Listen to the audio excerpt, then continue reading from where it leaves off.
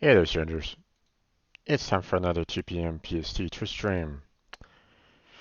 I'm your host, Strange Bro Jim, and today we are going to be getting back into, well, what I normally call my coding streams, but we we may get into some code today, finally. Um, but there's still a little bit left to work on concerning the animations that I have left to finish, and then we'll be working on trying to get all these animations um, loaded up into Unity. So it's going to take a little bit of time uh, to kind of figure all that out and get that kind of working the way it needs to work. Um, so um, let's see. Let's go ahead and set it over to webcam for the time being. So hopefully everybody's doing okay. Um, let's see. We have just a little bit more left on the animations to finish off. We have, I think we have some animations to fix for the ghost, if I remember correctly, and just a little bit left for the goblins concerning their attacks. And I think that's about it, if I remember correctly. So, we have 4 hours to get that done. Then what we need to do is we need to load all those assets into Unity, um, into the palette, so that we can then use them for um, creating uh, the necessary animations for each of the prefabs. Then we set up the prefabs accordingly. So we're going to be kind of modifying um, modifying the information on there to try to make sure that we get, um, make sure that all the art assets are associated with the specific prefabs for, the humans, the goblin, the ghouls, ghosts, and goblins. So once all those are done, then we can work on getting the movement down, and then uh, we will be kind of then we'll start kind of working on the pathing. Then we'll start on resource collection and so on and so forth. I mean, it goes down from there. So, um, we got we got a little bit of work ahead of us on that, but um, we'll see what we can do. We'll see what we can do about it. So, um,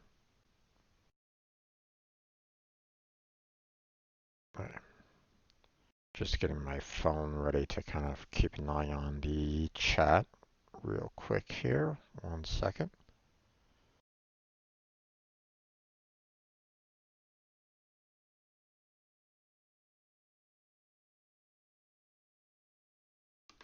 There we go. Oh yeah. So, let's go ahead and get this live here. So, let's see what we got here. So we had a problem with the ghost carry for idle and walk. We need to fix that. And then we just need to finish off the goblin attack. And I believe that's it, if I remember correctly. That's all that I had left on my list of things that needed to be done for the overall animations. Once we're done with those, then we'll start adding everything into Unity. So, So let's go ahead. Let me get um, the GIF creator up and running so I can use that for kind of keeping an eye on the animations. And then we will go to see what needs to be fixed for the ghost carry.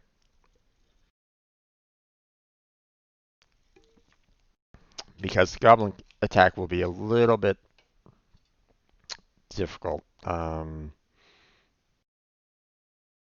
didn't put much thought into how I want um, the goblin to attack. Um, so I'm still kind of having a little bit of a difficult time trying to figure out what I want to do on that end. So um,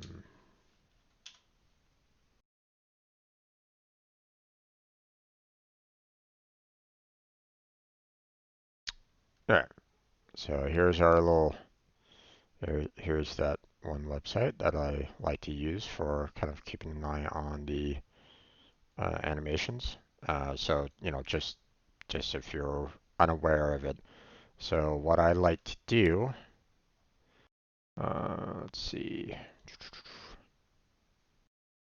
there we go. So I just select, the particular frames that I want to see. I select them, and I can then kind of speed up the animation so that um, they're well, obviously this one's not really doing anything, um, but I can, because I selected the attack, but if I did something like the carry, for example, that also wasn't done. Okay, I thought I had. Uh, I didn't know I had so much that isn't done yet. Okay, my bad. There we go. So, um, there's some animation for you. So we still have to kind of work on each of the individual frames along those lines and try to get them done. So, um, but we have the ghost carry for idle and walk. Now, let's go ahead and go to our um, ghost carry. Oh, right. Okay. I know what I remember what the issue is. So, um, so if I go to the ghosts here, and we go to just the ghost carry, that's all well and good, but I don't know whether or not this guy is walking or idle. Because if I go, well, technically I could put one of these as a walk or a carry because we have our idle with the shifting of the body movement. So this obviously is not the same kind of style for the carry as what the walk would be. So the carry right at the moment is pretty much um, the walk animation. So what I want to do is we're going to let's go ahead and get to our art assets for the ghosts. I'm going to change the ghost carry to the ghost walk carry.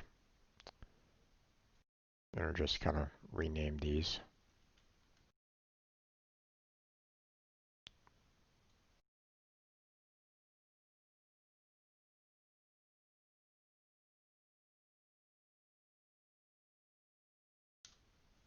Okay.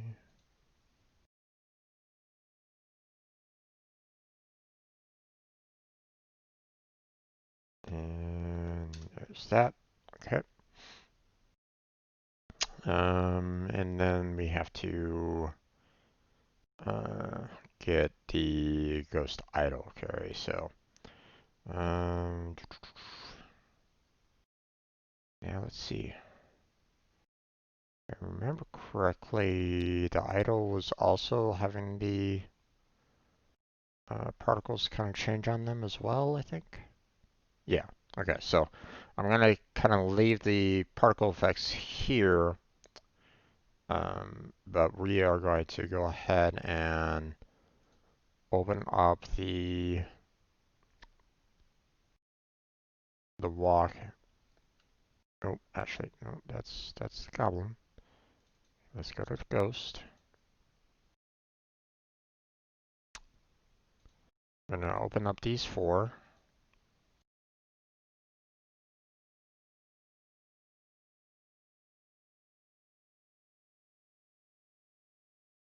Okay.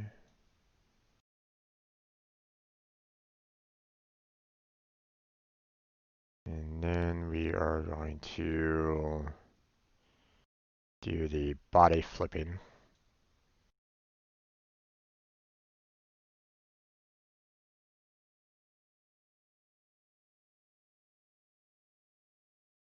Alright, so now what we want to do is we are going to just rename the first frame.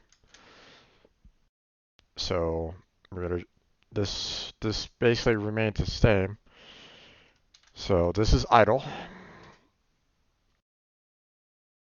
So we can just go ahead and close that down.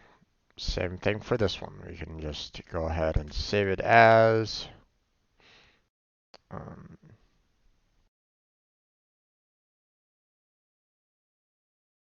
idle carry to the right. There we go. All right. Now we go to this one, and now we can go ahead and ungroup. Select our body here, flip that, and now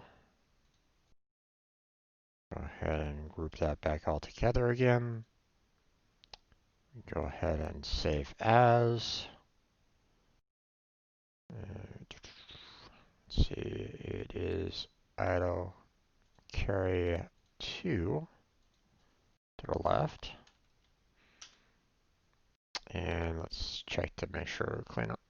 Okay, there we go. And now we unbreak that, select the body, flip that around. Now we want to group that all back together again. Then we can go ahead and save as. Idle carry to the right, clean up, and save.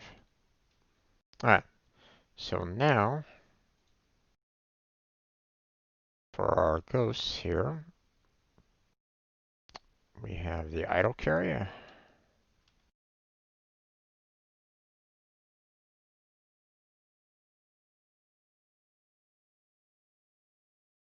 For the left and the right.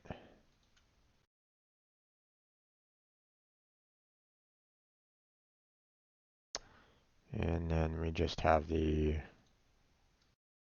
walk carry.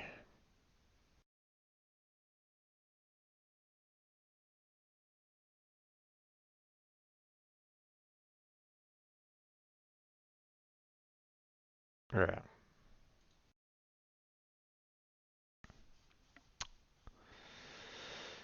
Okay, so we have all that kind of taken care of. Let's see. Do we have anything else that needs to be done for the ghosts? Nothing there. We're just gonna kind of breeze through the animations on this to make sure that everything's kind of set up correctly. Um, hey there, Jedi. How you doing there, bud? How's your day been going so far? Okay, there's the idol. For the left. Here's the idol for the right. Wish you could stick around, but I have to drive to Seattle. You're doing good? No worries there, bud. No worries. You know, um, you know, uh, I completely understand when life kind of gets, you know, uh, you might want to do something, but life also kind of says, hey, you need to go and do this other thing. I completely understand that. So, um,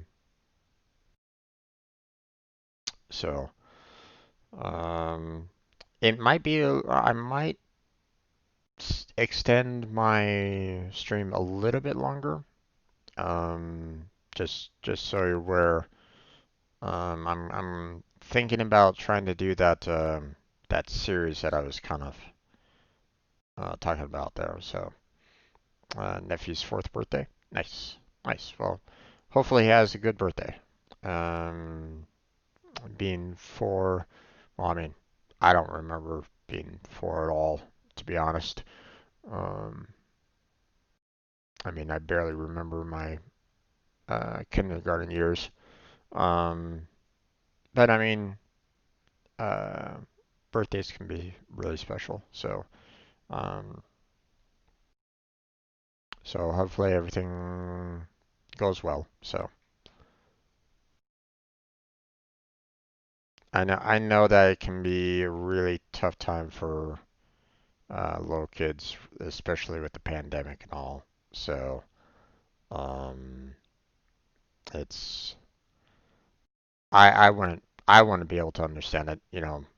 Not having the, you know, basically your parents telling you, sorry, we can't have your friends over because, a lot of people are getting sick. I mean, as a child, you wouldn't really understand that. At least some won't, but um, no worries there, Jedi. Drive safe, take care, um, and have a good time with the birthday party. Okay. All right. Let's see. So did I check the image to the right? Alright, we're good there. Alright. Let's see. Now, we already checked on the idle carry, so we don't need to worry about that. Trap idle, yeah, we're fine there. Do and to the right. Good there.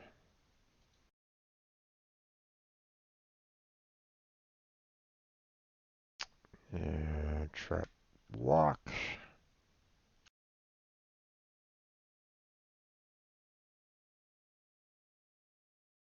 And to the right.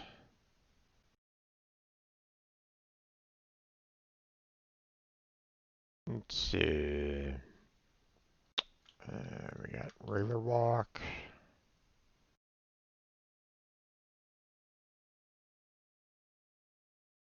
Regular walk to the right.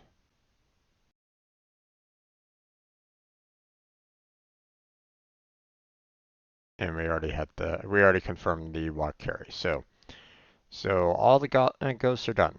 Now, I can't remember. Did I do the for the ghouls? Did I also have? Yeah, I had carry for walking idle for the ghouls. So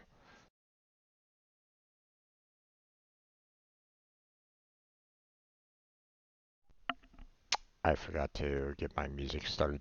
All right, all right. Let's go ahead and keep the volume low there so it doesn't like, you know, uh, my brain sometimes gets confused. So whenever I hear words, sometimes I try to, my brain like tries to repeat those same words sometimes. So it's like, when I'm listening to music, especially, singing, like, it my brain goes, oh, you're hearing this word, you need to say it, and I get jumbled up sometimes. So, all right. So ghouls are good, ghosts are good. Did I do carry for the workers? Correct. Yeah, it looks like I did on that one. So, um, and there's no carry for the warriors, so I mean I don't necessarily need to worry about that. So, um,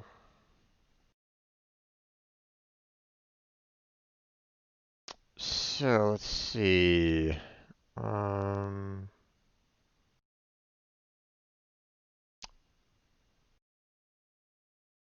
let's go ahead and check our goblins here and see which ones need to be worked on here. I'm thinking that I'm gonna need to work on these two here, but let's just basically work from the bottom to the top here.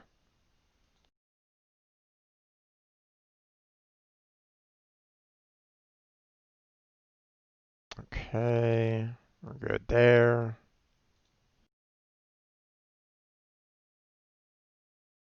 Okay, got that.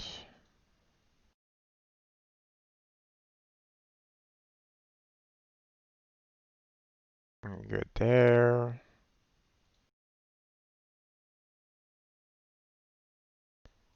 Okay, got that. Trap idle.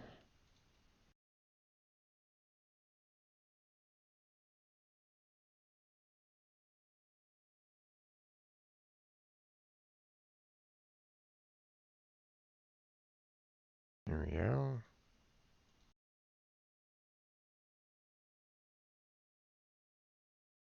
Okay, we already did the trap idle, so we just have the idle carry.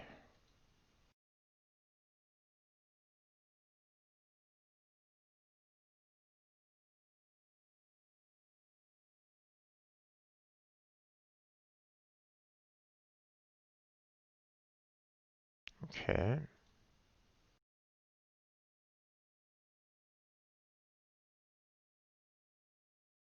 Oh wait, that's right. We have the walk carry and the idle carry already done. Okay, so I actually don't need these the carries anymore. Right. Okay. So I can just go. I was afraid that I needed to kind of work on them a little bit more, but no. Apparently, I already took care of them, but I didn't remove the old. I didn't remove the old files. So it's a good thing that um, I kind of double checked all of the um, I double checked the idle and the walk carries and stuff like that. So I don't need. So I was pretty much correct. The attacks are the only ones that I have left for the goblins. So, all right. So we can go ahead and move this one down because that's done.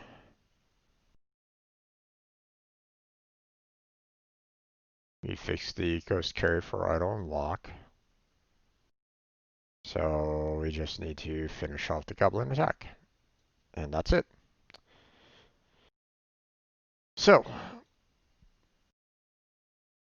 we're going to go ahead and head on up to Goblins and open up each one of these.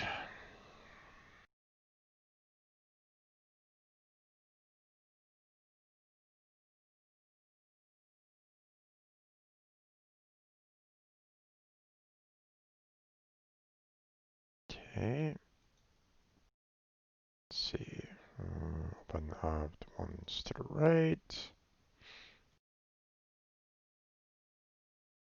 And there we go.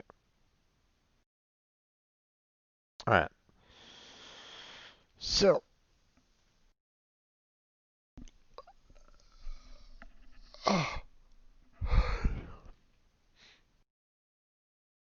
now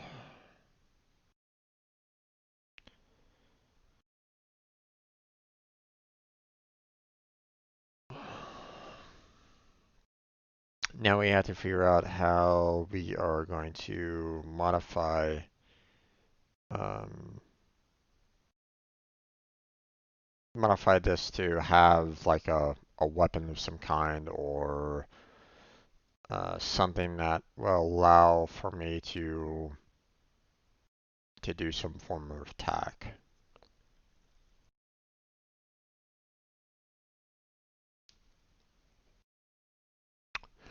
Um, hmm.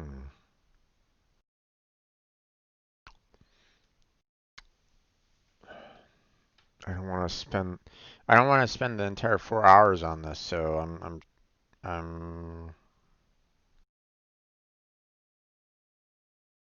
as it is anyway. I'm not 100% sold on the ghost attack either. It just really look right. Um, like where does the ghost kind of get um, the beetle from? I mean, it works for now, but I'm not 100% sold on it. Um, I don't know what I kind of want to do for these. This is where, creativity can run into a wall. You have there are times where you may run into a roadblock, and sometimes you may need that inspiration, whether or not it comes from others, whether or not it comes from, um, like music or art, or, sometimes just kind of going out into the regular world can give you the inspiration that you need to figure out what you want to do. Um,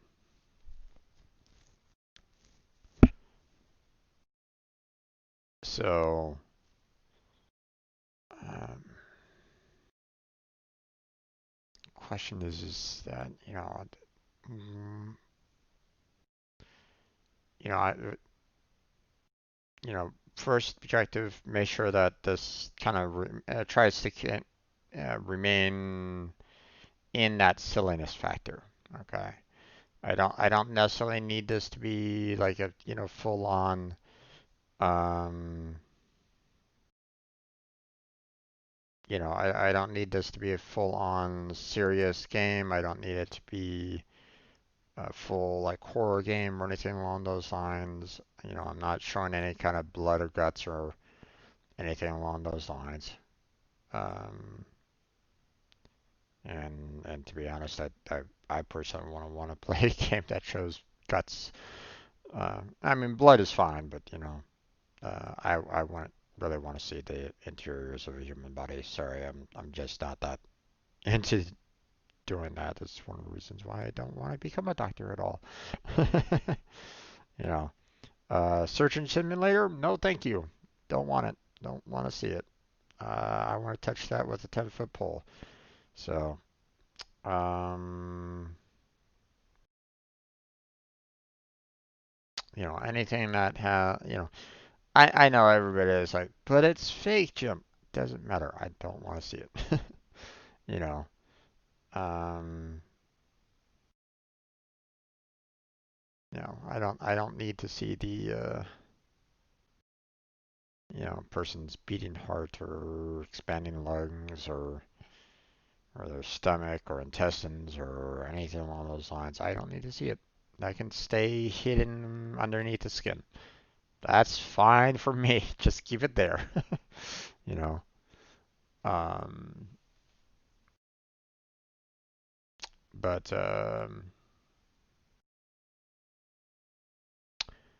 so what am I gonna do about the weapon for the goblin?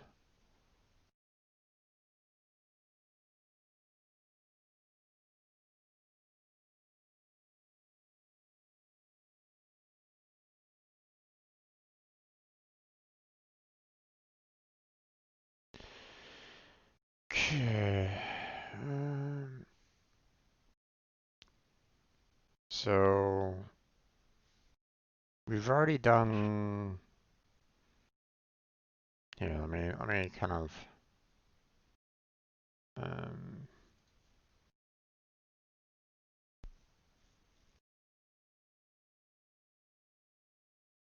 let's see. For ghouls, we just have them, just kind of outright extending their arms out. All right. So you're just having the, regular, blah kind of attack. Okay. So I don't necessarily want the um, I don't necessarily need to repeat that for the goblin. Um, for the ghost, we have, just the um, we just have the, you know, beetle doing the attacks. So again, I'm not 100% sold on that, but I don't know. I don't really have anything else in mind to kind of take its place for now. But the worker has no attack, so there's nothing to worry about there. But the warrior definitely does, and obviously, we have um, the book attack.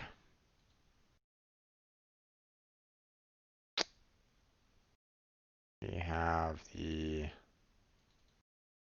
um, the proton pack attack, and then we have the spork attack. So now, when I was looking up lore for the goblin to see, if I can get some hints as to what I kind of want to do for um, creating these kind of characters. Um, there was two bits of lore that was always, well, maybe about three actually. One is that they can, be tricky, sneaky, hidden kind of thing. It's one of the reasons why I did the whole camouflage style of these particular characters, so that um, you have a hard time trying to see them um, concerning the background and like this is why you have the green on green, the browns on the browns kind of thing, so that you don't see them as well. I mean, you'll still see them, at least I hope, on the board, but for the most part, they'll be, they're meant to kind of be hidden, so it makes them a little more difficult to spot. Okay, it's one of the reasons why they are, I basically picked them as the last enemy out of the three to for the player to kind of fight against. Okay, I want them to be kind of difficult. I mean, not impossible, but difficult. Um, so um, the um, see, let's see what things. Tricky, hidden. Um, I think one of them was like that they like to be like kind of a hoarder. They like the jewelry. They like the shiny kind of money and coins and the like. Hence the reason why I'm using a crown for their trap to kind of show, hey, these guys like their um, these guys like their wealth. Okay. Um, Obviously, there's other monsters that also kind of share in that same mentality. Sea dragons. Um, but um, that's one of the ideas behind them. And the last one that I'm kind of leaning towards when it comes to the attack is that they typically love food. From what I understand, they steal food and they like cooking or something like that. So it's one of those um, concepts of their concept of goblins that it's like, how can I use that to my advantage? Um,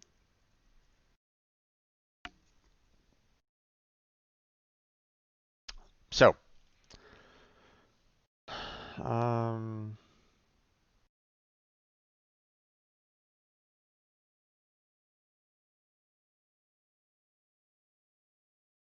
all right, I almost forgot.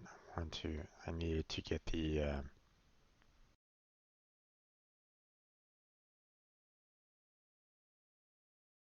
I gotta remember to keep my queue open so that I can um, redeem channel points. Forgot about that.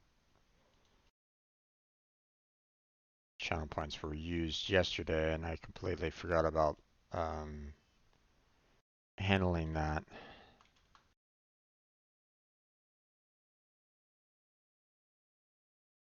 Okay.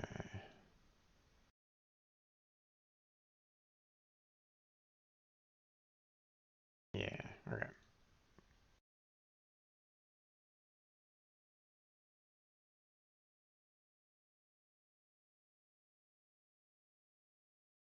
Okay. Sorry about that. Okay. Let's see. So I'm kind of thinking. I'm kind of leaning towards the kitchen. Um, the kitchen thought line. What can I do along the lines of what you know? Is there something that I can do on the concerning the look at the kitchen to maybe do some kind of attack there, maybe. Um,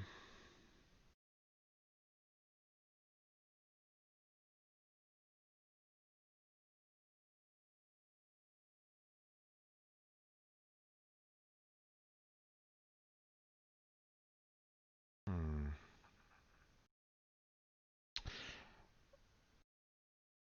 I'm I'm I'm thinking, you know, it'd be great if I could do it, but I don't think I can.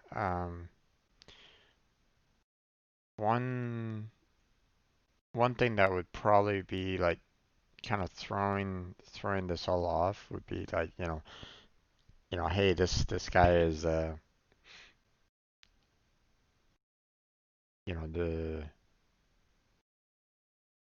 it'd be kind of interesting to kind of see it happen, which would be doing a like a mixer,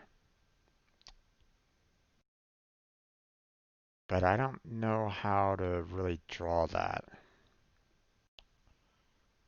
Um, try to give that a like a 3D look to, so people understand that, this kitchen tool that the Goblin is using for the whole cooking motif for them. Um, don't know if I can really draw, one of those little gun mixer tools. I'm I'm definitely nowhere near that kind of artistic talent to um, try to get that kind of 3D perspective on that. So that might have to kind of be like maybe third or second version down the road. Okay. Um, but don't know if I can kind of draw that out. So let's try to keep to something a little bit easier, a little bit simpler.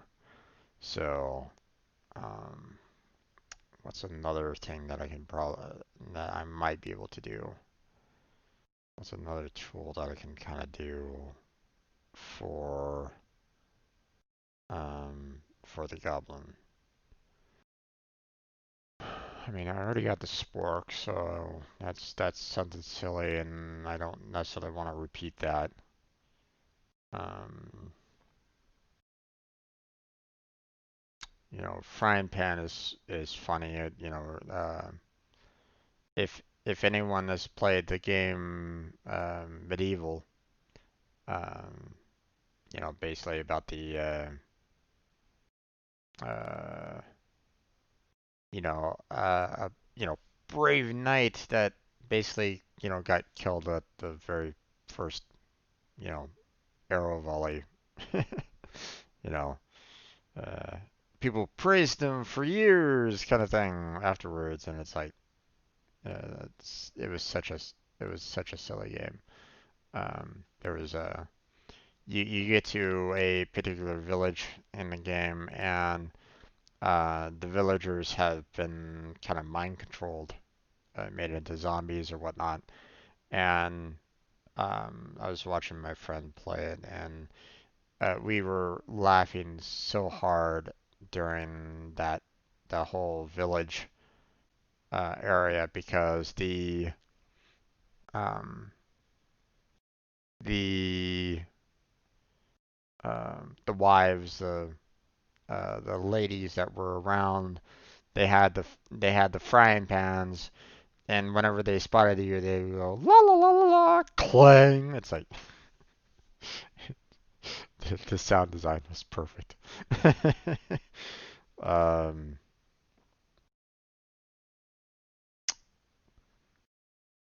um, it always, that particular area always kind of brought a smile to my face, on that game. Um, so that's one of the reasons why I'm kind of leaning towards the frying pan, but at the same time, you know, trying to design the frying pan in Goblin's hand might also be a little difficult. I mean, what am I gonna do? Have a circle with a stick on it? It's like, what are people gonna think about that? It's like, no one really has any ideas to what that might be. Am I fanning the person to death or something like that? Who knows? Um, I mean, if I can get the right kind of sound design, then maybe. maybe it might work, but um, but at the same time, I might have to kind of do the I might have to kind of record my own sound, which I don't know if I don't think I have the setup for that right at the moment, and well, I know I don't have the setup, but still. um, you know, we'll see whether or not I can pull some sounds from somewhere. See if I can find some free sounds that I can kind of use to kind of enhance the graphics and like so. Um, so what am I gonna do? Um, don't need any knives. Don't need to worry about that. Um, don't want to look at forks or spoons. Don't need to worry about that because again the spork is kind of taking care of that, and obviously knives are um, something that's a little too violent or too might give the wrong impression, and I don't necessarily want that. It's not really silly. Same with swords. I mean, obviously they're still violent in their own if used in that kind of manner. Um, but they're not really they don't fit in that whole silliness kind of mentality that I'm trying to put into this game a little bit. So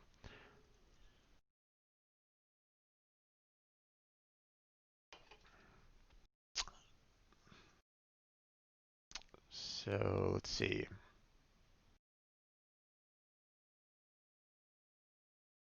Hmm. Um, cutting board.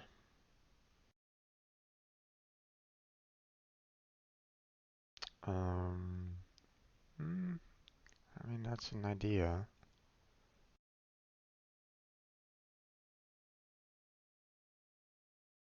I mean if I design it correctly, then it's gonna be a little bit. People are gonna be able to kind of understand what it's all about. Um,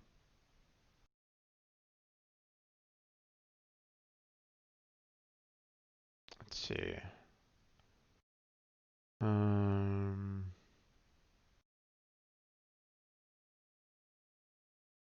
Calendar isn't gonna work very well because you know, even if I was to, create the um, the look of it, the round kind of bowlish look to it. Trying to design all the little small holes in it and um, it wouldn't stand out to anyone in particular if they were looking at it from this far away. So, um, we want to kind of be able to kind of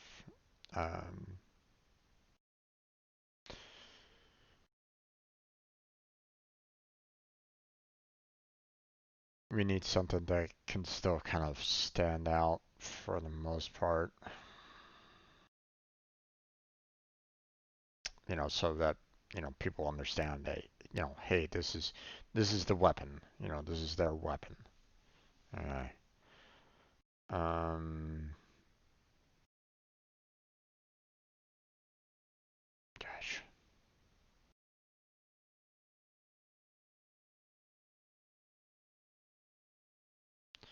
what am I going to do?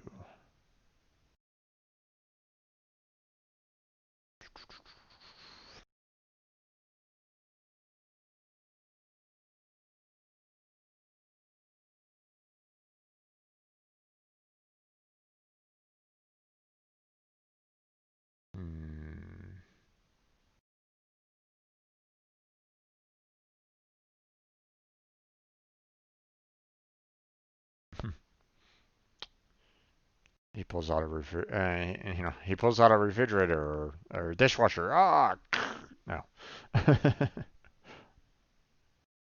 um,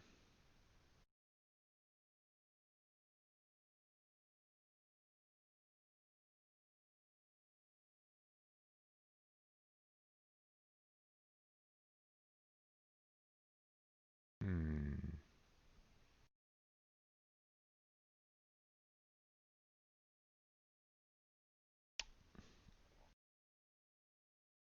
Let's see. Yeah.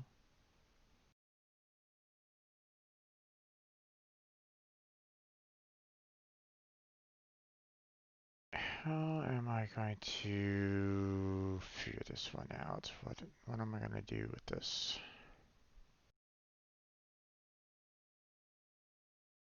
Hmm.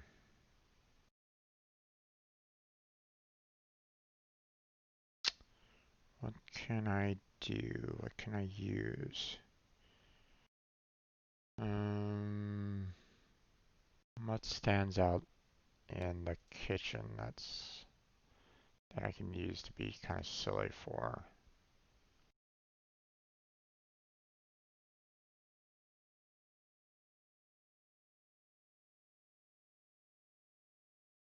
Hmm.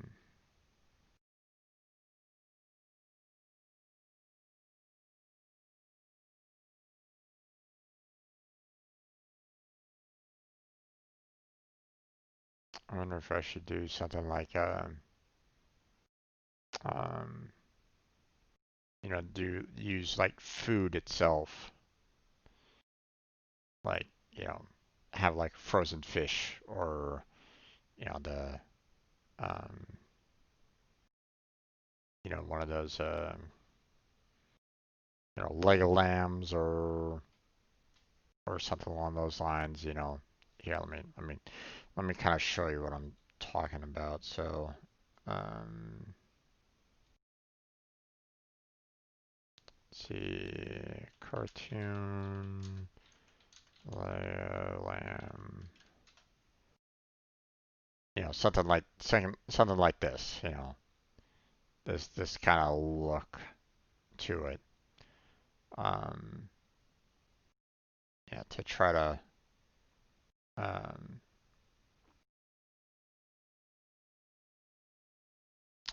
use something like this as a means to kind of um, club someone. This isn't that difficult to. This wouldn't be too difficult to draw out. Um, all you'd have to do is just kind of draw, um, basically,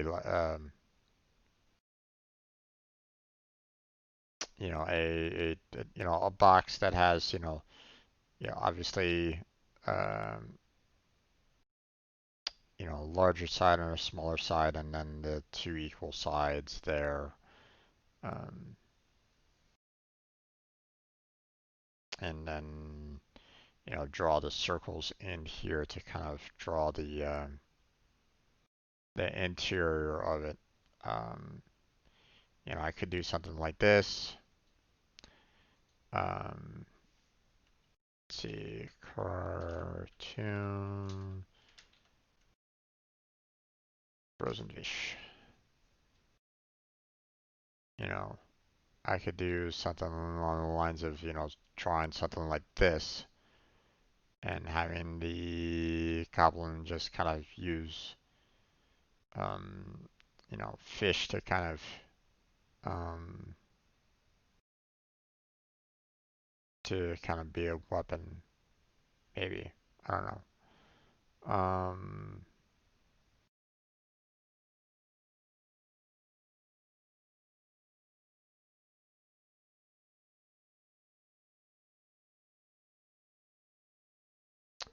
Let's see.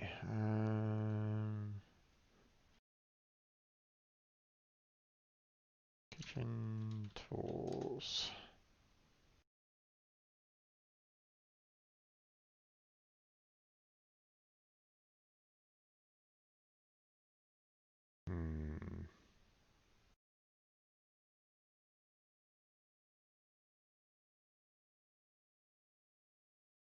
tongues would be interesting, but again, um, I don't know if I can convey the image of tongs to someone else. I don't think I can. Um, I don't know whether or not my very limited skill um, when it comes to art would be able to kind of convey tongs to a regular player. So as much as that would definitely be silly. Um, having the goblin just kind of going, tongs, clip, clip, clip. Um, it's it might not be enough to what I'm kind of looking for. Um, Spatula won't really work all that well. Once again, the interior of a spatula doesn't really convey very well when you're looking at the monster from a distance.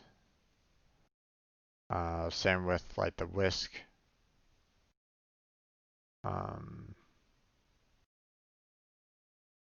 Ladle is good, but again, trying to draw that 3D might be a little difficult for me. Um,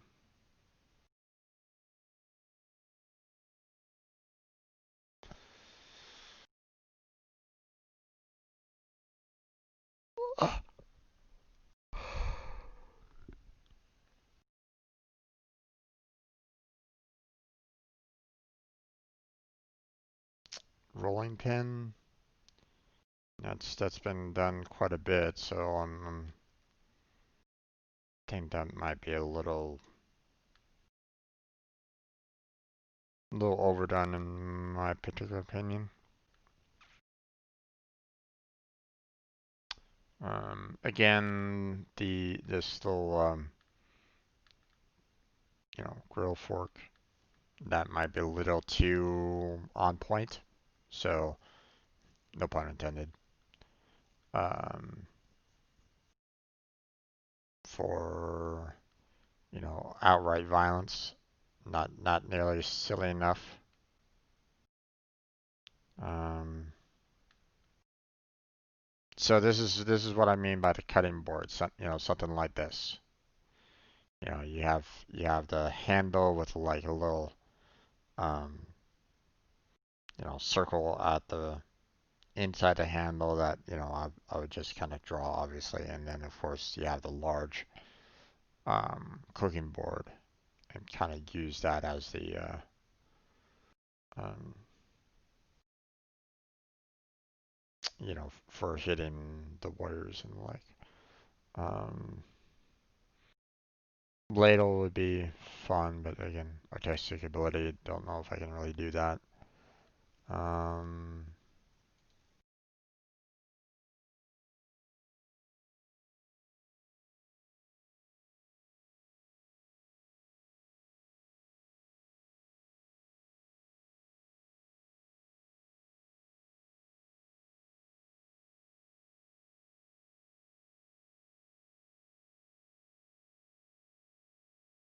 hmm,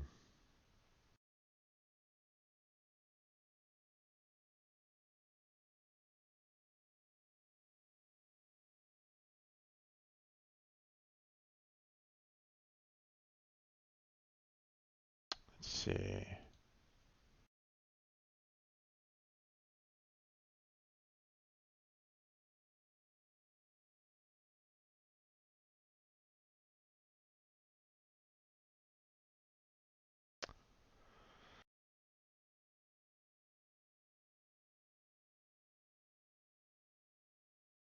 Didn't really mean to do that.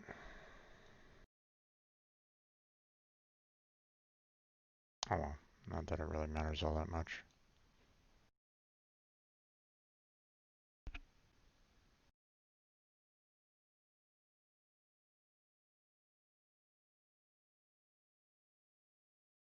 Okay.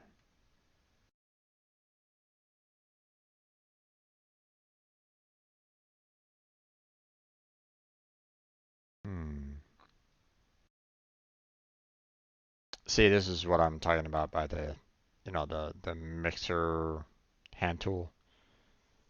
You know, having something like that. I don't know if I can kind of convey that through the, through just my very limited Inkscape skills.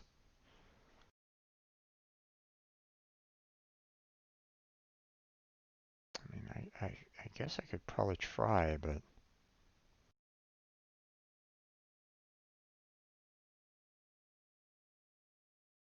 can I get um, the beaters there to be enough for the player to kind of see them? Hmm, I don't know. I don't think I can.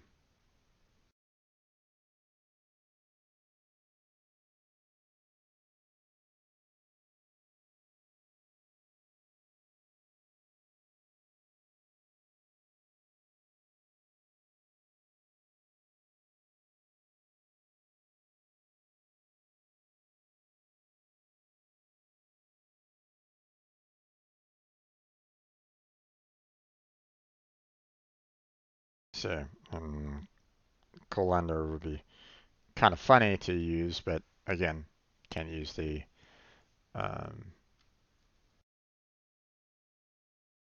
can't really show the circles or the like. Same with the sieve.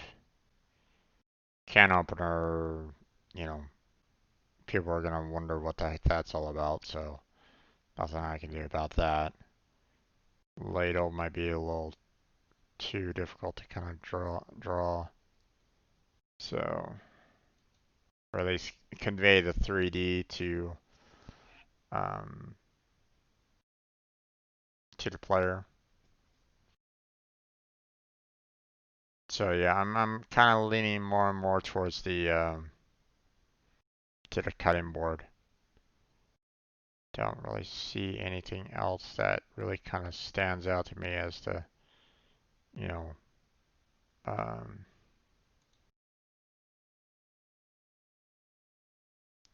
what might be,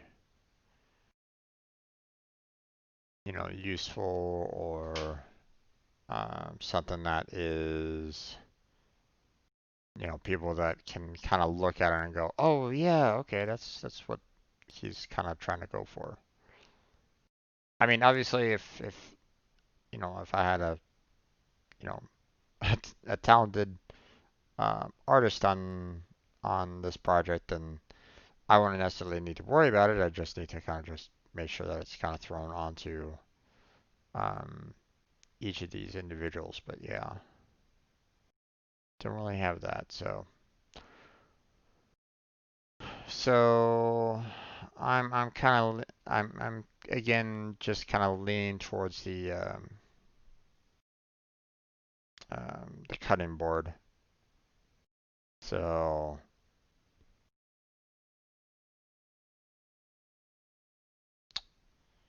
um, rolling pin is a little um, is it's been kind of overdone as a weapon, especially a kitchen weapon. So I mean, cutting board also, I guess. Um,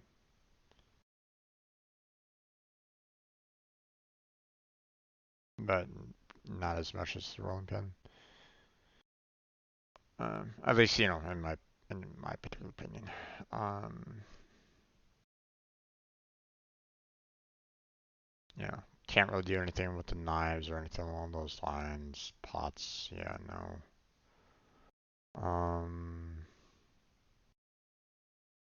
Glassware, don't really need to worry about that.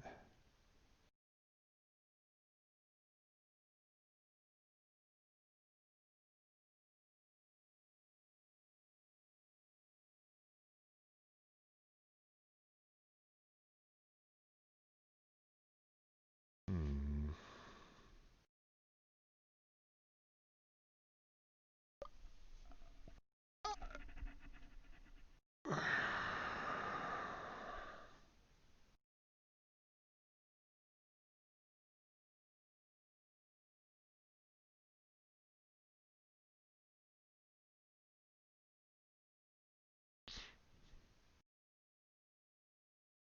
Okay.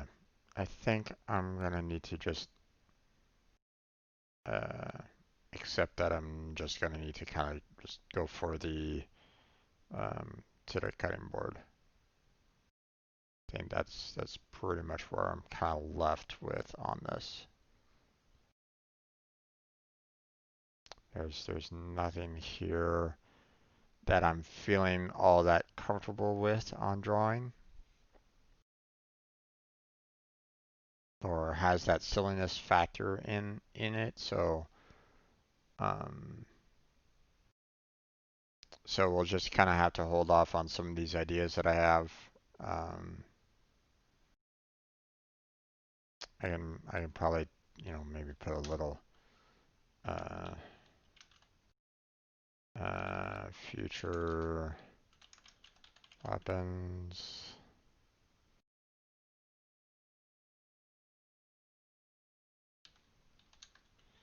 Um,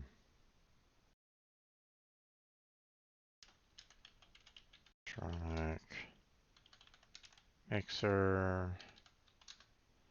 Um,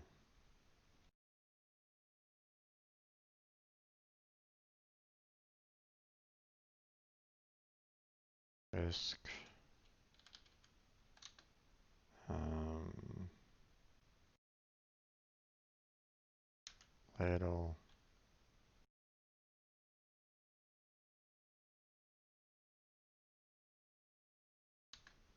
Um,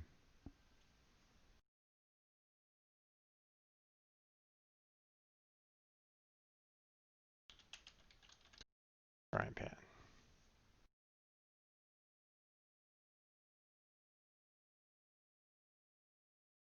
Yeah, I think that's gonna be where we're just kind of have to,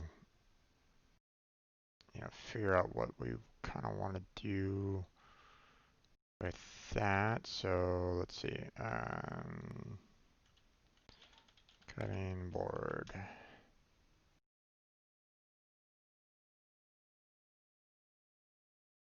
Okay, so I'm basically gonna draw something like this. So, um,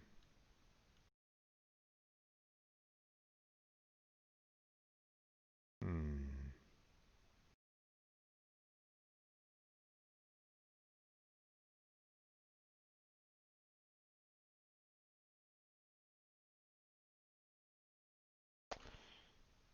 let's see.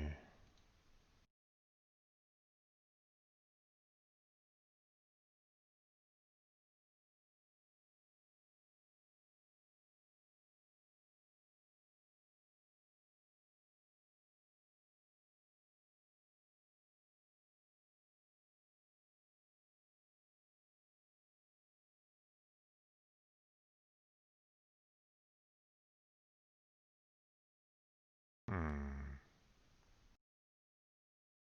I want to change this up a little bit though. I don't want the sharp corners. I want the smooth, rounded corners. Hmm. Well, we'll have to figure that out in just a second. I need to use the restroom here real quick there, folks, so I'll be right back.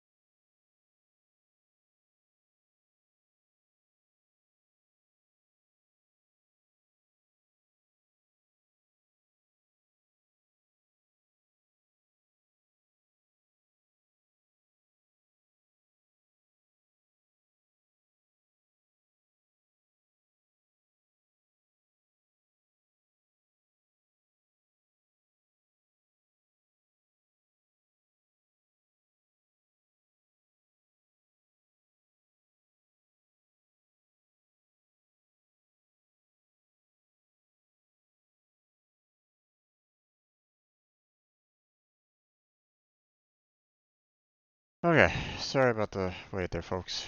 Apologies on that. All right, there we go. Thank you for the follow there, Phoenix. Uh, sorry about uh, being out for a quick second there. Okay, there we go. All right, let's see. Right, okay, we got that going. All right, so idea is to let's just do a cutting board for the Goblin's weapons. Once we get that taken care of, then we are going to be completely done with all the animations that I want to do. Um, as I've mentioned in previous streams, I know, you know, this isn't exactly, grade A artist drawings. I don't pretend to even be considered an artist, okay? Because I'm not. um, but when you're a dev, you know, when you're kind of working on a project by yourself, you have to throw on those hats. Um, so for now, this is the best that I can do right now. Um, I don't want to put extra time into some of this work, into the uh, artist drawings as it is anyway. I've put in a lot of time already into all this, but hopefully it'll be worth it in the end. Okay, you know, hopefully those that are going to be seeing this game be put out on PC and mobile may appreciate it. Who knows? We'll see. We'll see what happens. Okay. Um, so first things first, I need to figure out how do I get the square to be with the rounded edges again. Um, Object properties, maybe? No, that's not it. Let's see. Let's look at fill and stroke, maybe. Um,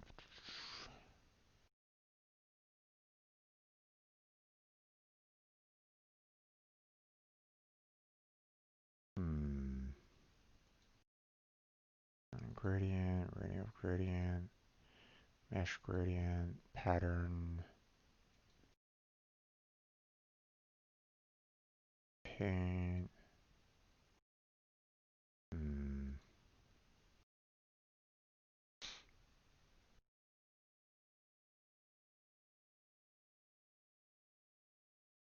Let's see.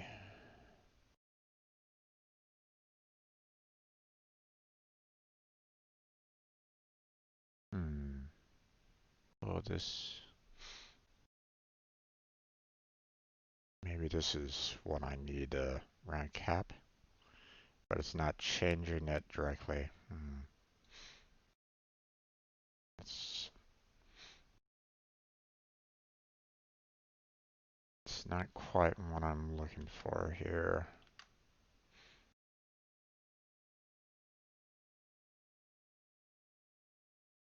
Hmm. Let's see.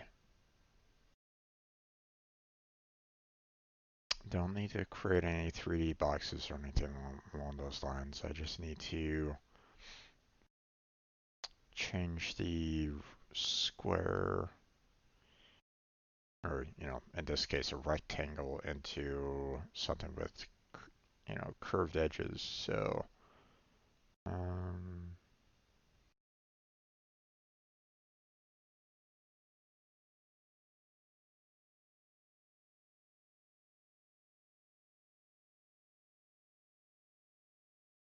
let's see what.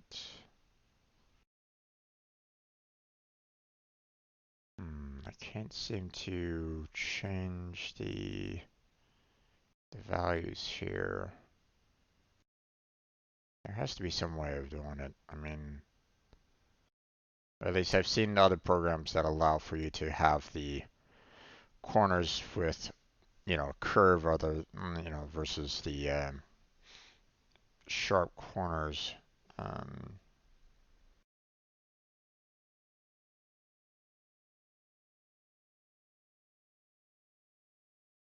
let's see.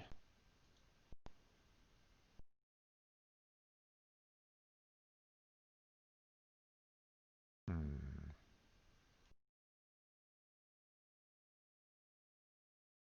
No.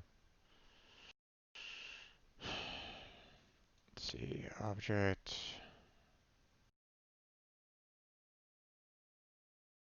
Hmm.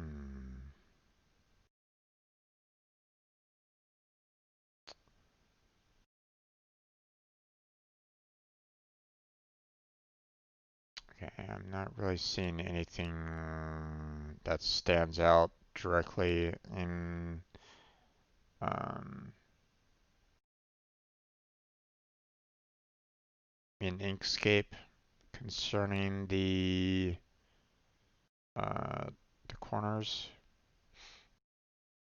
So let's go ahead and look it up. All right, so Inkscape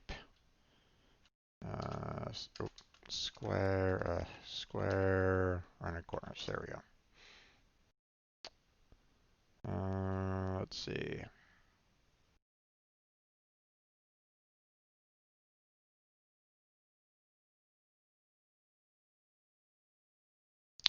Let's see.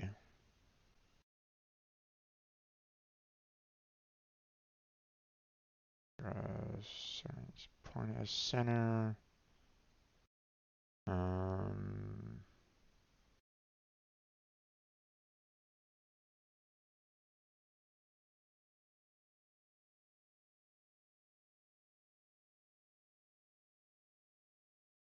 Click on the rectangles to select, observe their rounded handles.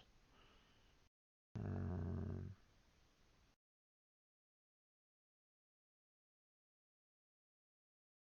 hmm.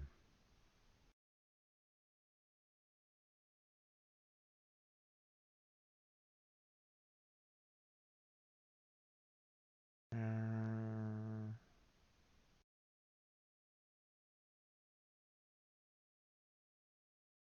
hmm.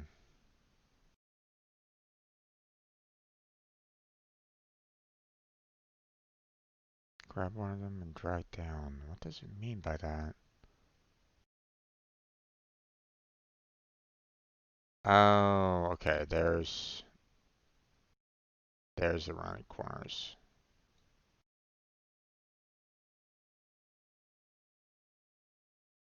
Interesting.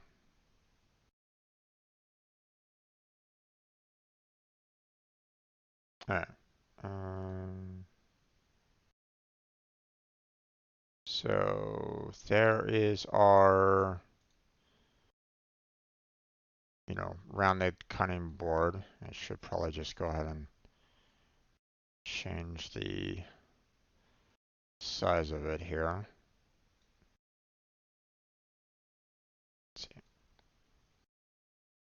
So basically it's going to be, kind of like right there for the most part. So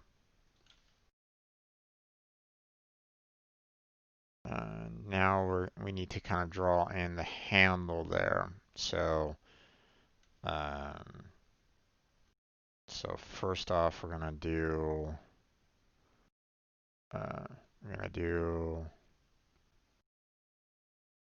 a tiny circle, and then we're gonna do another one that's kind of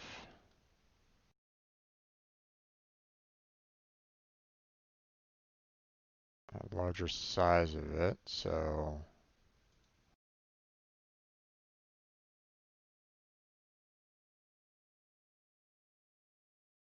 okay, here, let's go ahead and move these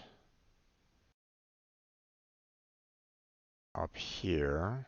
And we're all going to go ahead and center it all. There we go. And now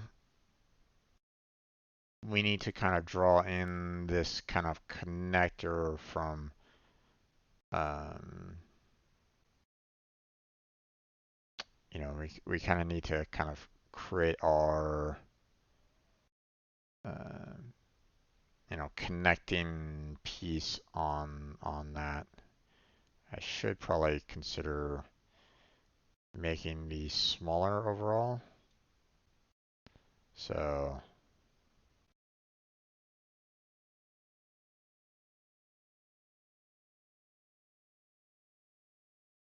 okay, center that again. All right, that should kind of do. I mean, I don't need it super large. I just need it. Uh, all right.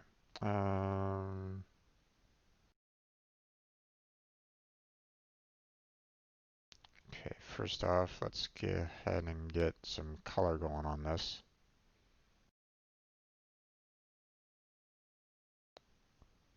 Just that. Nope, not that one.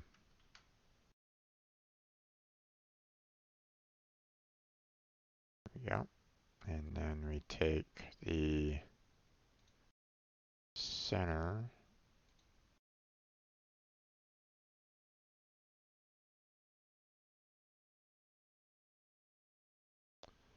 And then we are going to see. We're going to take both of them and we're going to do the difference. So now there's a hole in there. So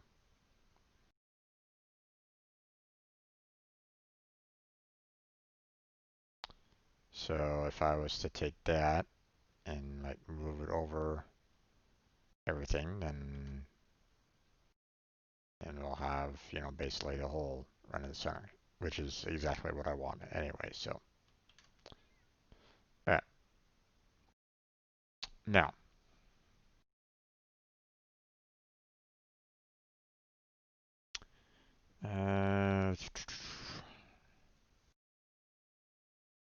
we want to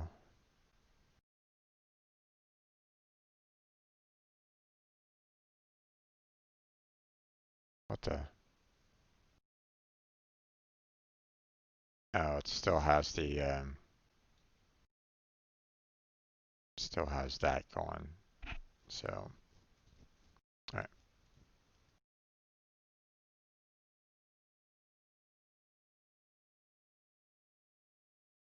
Okay, now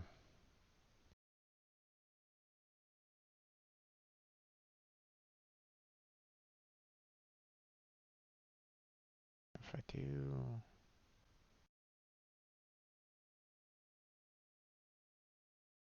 hmm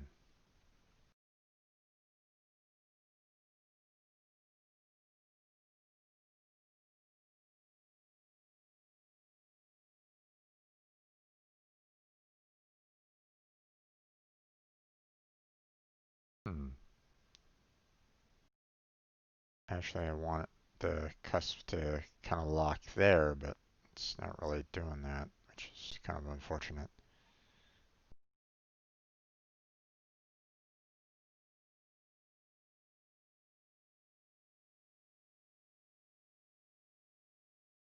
Okay.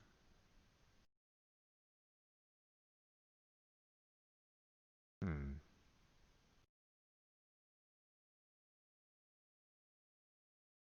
Let's see if we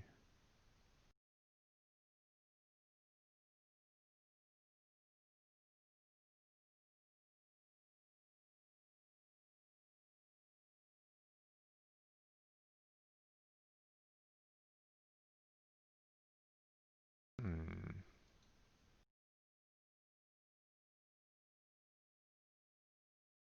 Okay, let's see.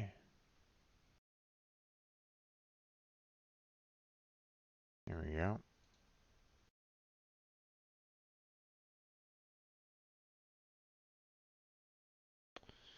Okay, there we go. That's what I was kind of looking for a bit.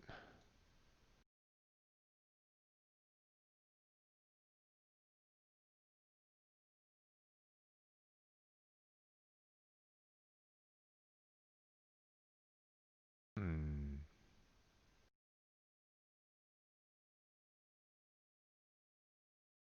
I want to have a little bit of a,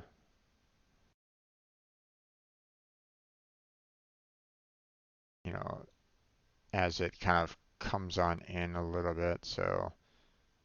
Um, so we're looking at a difference of about 6 here for the most part. So,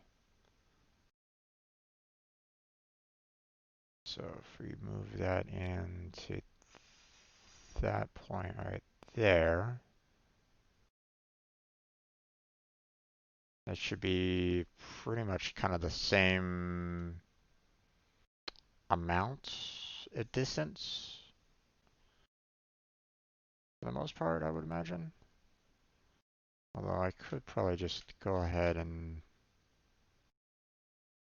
um,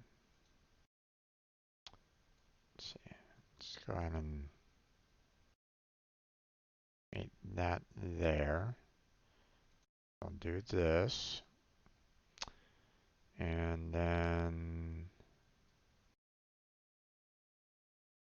just don't, just having the control held down isn't really doing any kind of like extra ticks or anything along those lines, so not much I can really do about that. I was thinking maybe the control will kind of control how far it can kind of go in, much um, like the size of a circle or whatnot. So, but no, apparently not. So, um,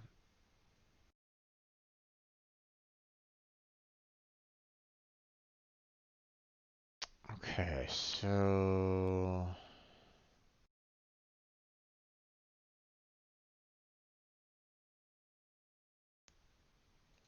let's see. Let's go ahead and select both of those. And then if we do a union, mm, not quite what I'm looking for. Let's see. Um,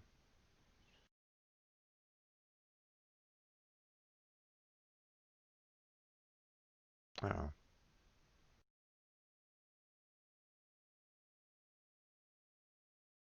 here we go.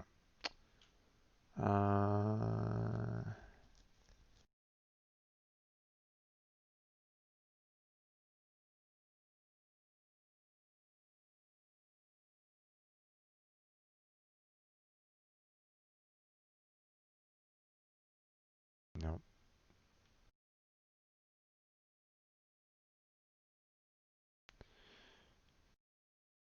What? No.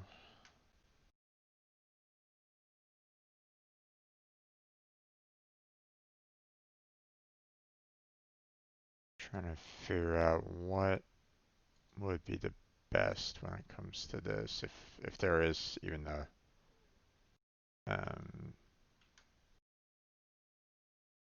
I don't know if there is even a good um,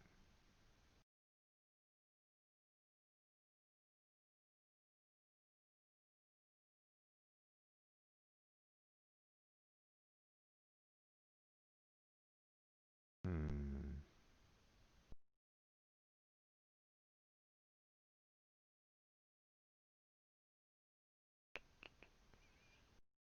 don't know if there's really any good kind of tool for me to kind of use in this particular example. I mean, I still kind of want to have the circle in there.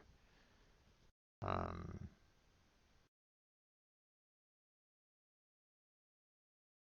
yeah, I've already done the union on that.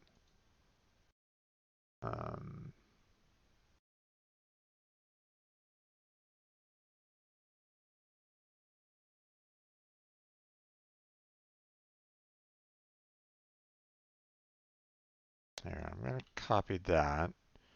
What we're gonna do is we're gonna kind of maybe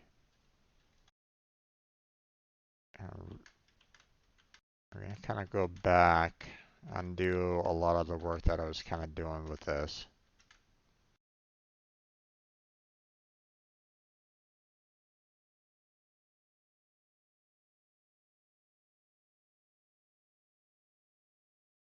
Okay.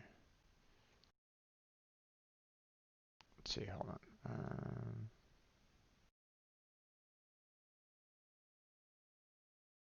Scale, align,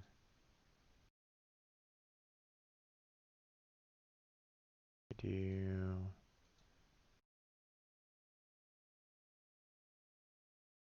Yeah, there's the difference there. So what we're gonna do is we're gonna go ahead and put that here.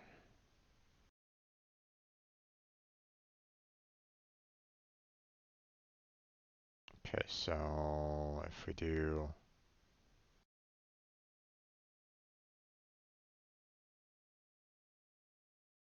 grab all that, we're gonna go ahead and center it. There we go. All right, now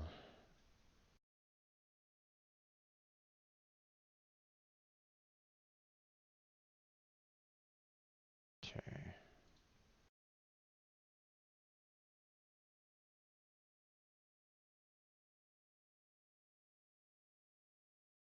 You don't want to have the circle kind of sticking out from the edge there, but all right. So now what we're gonna do is we're gonna take both of those and we're gonna union them together. Okay, and then we're gonna take that, and we're gonna make the difference. And now we're gonna take this and that and do a union with that. And there we go. We now have a cutting board. Now, I mean, this is a very sharp corner here, you know, unlike this one, but um, I mean, I've seen cutting boards like that as well, you know, where they've kind of had like, you know, sharp corners, I think.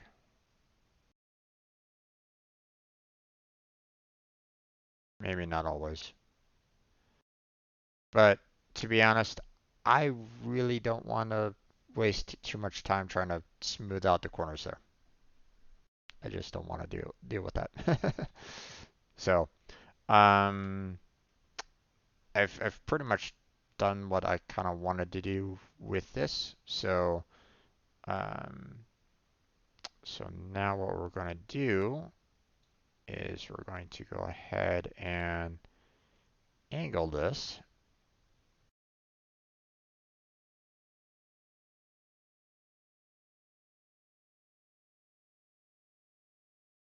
And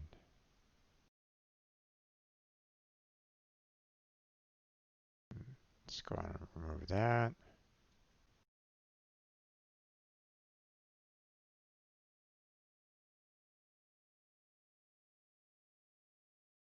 All right, that should work. So we'll take that, copy that, and we'll move it. Oh, actually, let's see. Let's get the position just right here. We'll do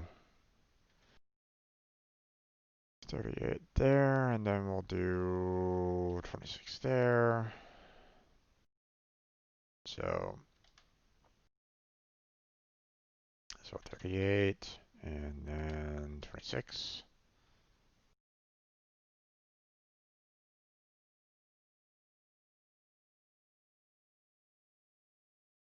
And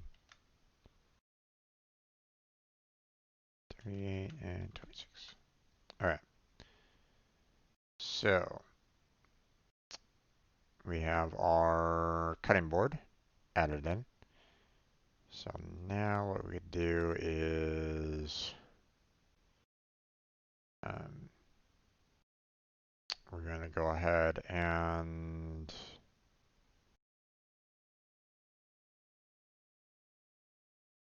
we don't necessarily need to worry about changing this all that much. So we can just go ahead and take this, group it all back together, and then we can go ahead and save that. Cleanup document, no cleanup necessary, so that's fine. Okay, so now we take this guy, we group it all together, we flip him around, and now we can go ahead and save him.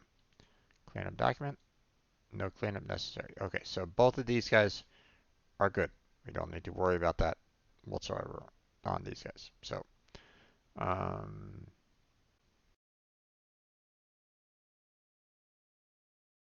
so now what we're going to do here for these is that we're going to move the board and the arm, slightly to kind of handle the um, the the upward motion.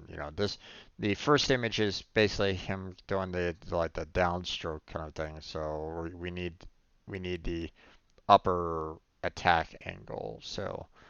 Um, so we're gonna take this, the main body. We're gonna go ahead and break it apart. Yes, we want the arm here. We want we want both of those together. And go ahead and group them together there. It's a little front of the body there. Don't want that. All right, so now we're gonna go ahead and change the angle. So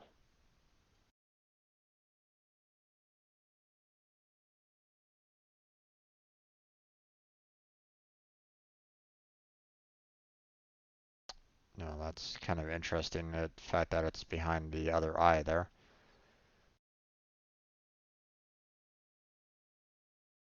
Hmm.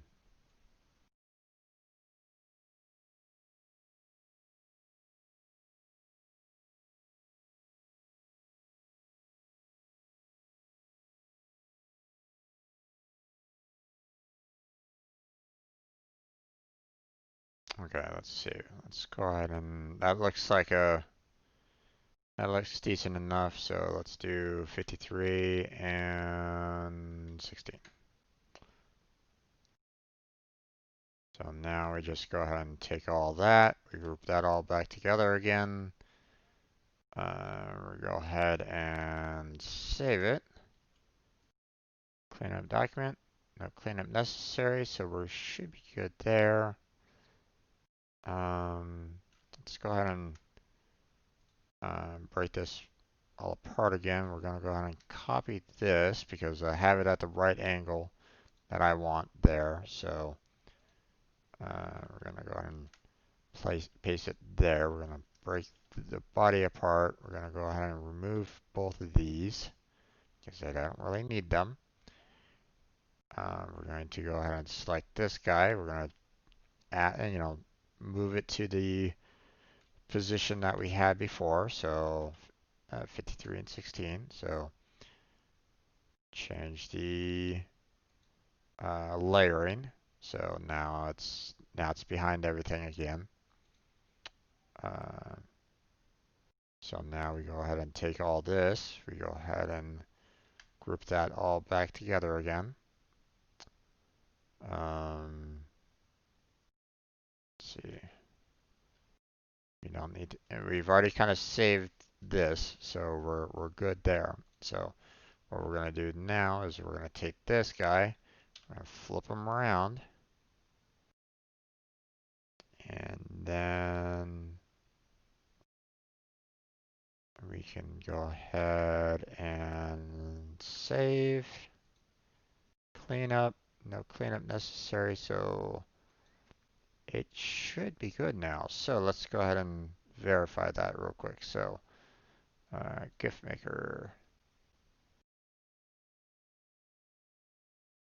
All right, so we have these two, the left text.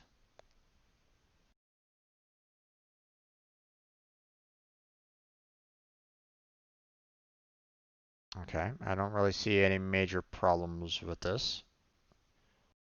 So, and now our image to the right.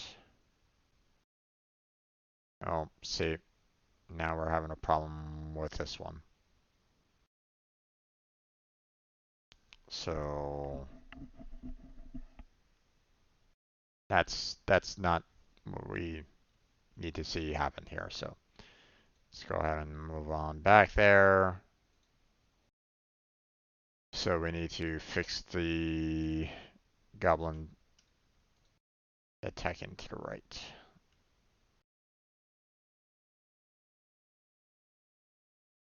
I was about to say, I was like, what's going on here? Why are you taking so long to load in? Oh,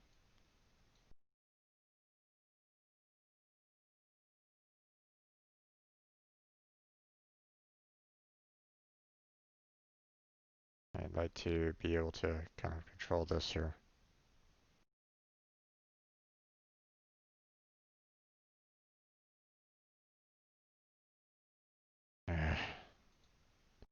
Sometimes Inkscape is so irritating with the movement of everything sometimes. There we go.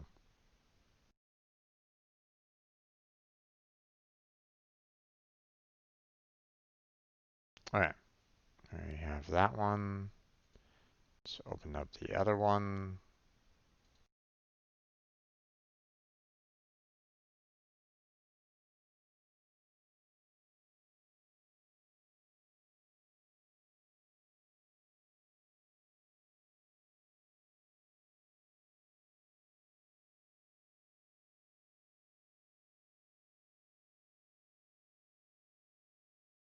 Alright. Once again, I'm trying to get this to kind of center on this guy, but the scrolling is not exactly ideal. Alright, so we're gonna basically be modifying this the way we did before. So we're looking at this. Um,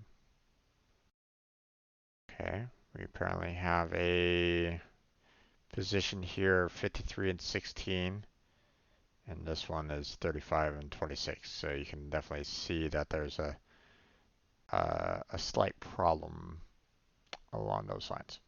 So we're going to go ahead and break this all apart again.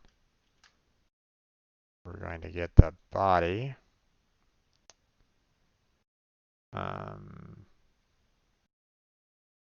Let's see. Right now we have the body at 50.795.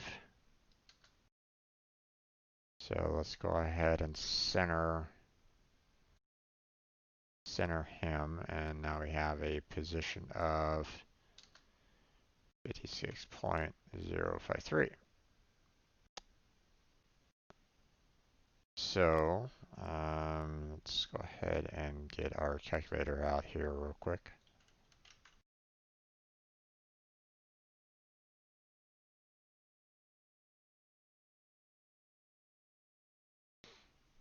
So we're basically moving the body parts over, you know, ever so slightly to kind of match up with where the body is. So we're doing, 56.053, subtract the 50.795, and basically we have a difference of 5.258. So we're going to basically move all the other body parts over by this amount to have it match it back up with the body again. So, um, if you watched any of my previous streams concerning this, I had to do this a couple of times when I had to, when I swapped when I flipped on the horizontal. So this is not, this is not new to me. So, uh, so we're gonna go ahead and take all the objects here, and we're gonna, basically, um, this was an addition of 5.25. So what we want to do is we're gonna take the 35 there, 0.169. We're gonna add the 5.258 there, and that is our new X value there, and that should line up with the rest of the body the way it was originally. So now we're going to go ahead and group that all back together again, and we're going to go ahead and save it. Let's see, cleanup, no cleanup necessary. Okay. So we're going to do the exact same thing with the other image. So we can close that one out. We don't need it anymore. We're going to do the exact same thing with this guy. We're going to go ahead and break this guy apart. So now we have the body position of 68.626. So let me go ahead and record that down just in case. I'm going to go ahead and center it. So it should be in the same exact position as before, the 56 there. So now we should be seeing a different, we should be seeing a reduction there for the rest of the, oh,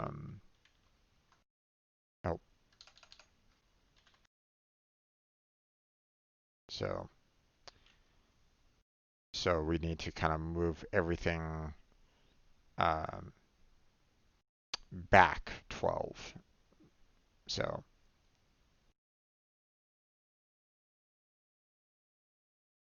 So what we're going to do is we're going to go and select all these here.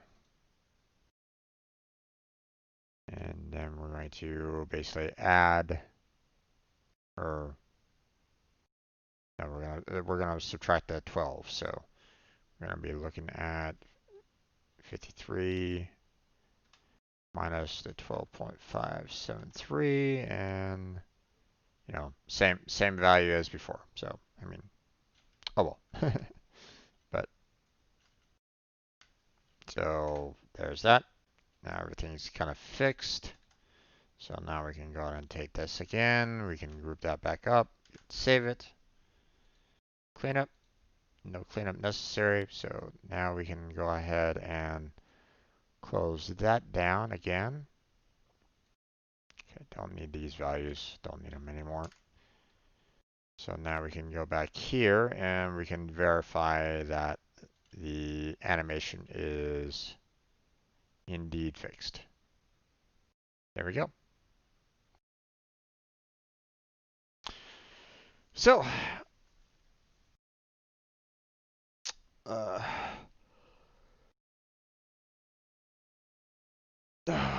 okay, so all of our basic animations are done. Oh, finally. I can actually get back into development and coding and the like. Ah.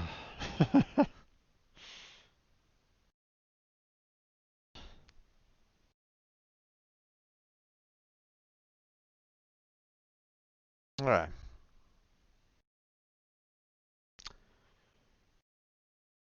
That's one of the nice things about being able to um, use pixel positioning, the X and Y positions, it allows for you to um, adjust things certain amounts depending on what you need it for. So I do kind of appreciate the fact that they actually have that in there.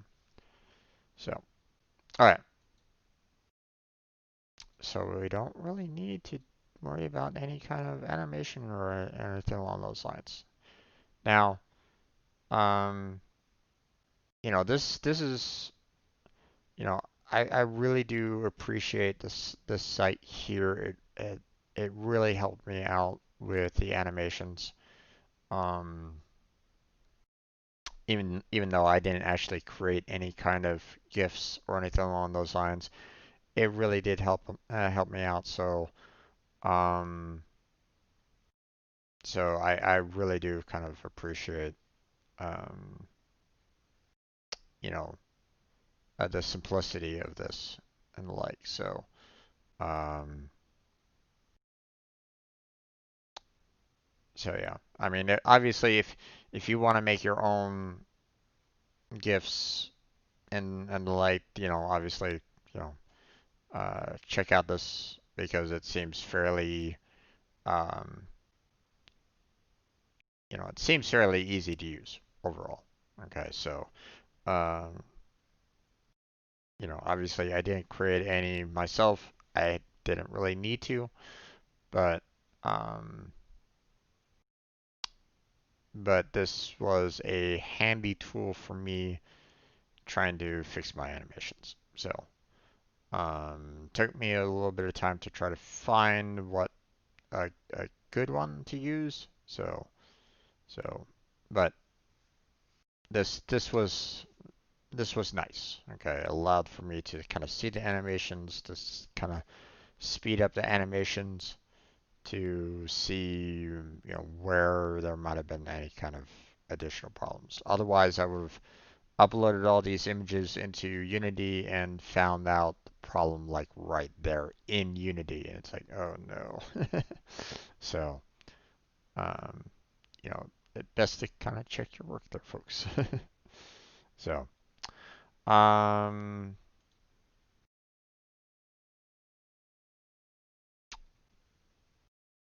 okay. Now,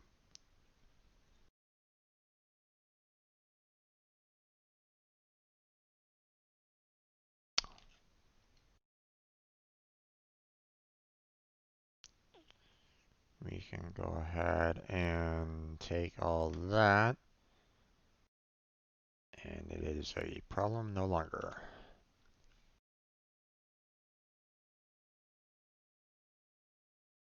Okay.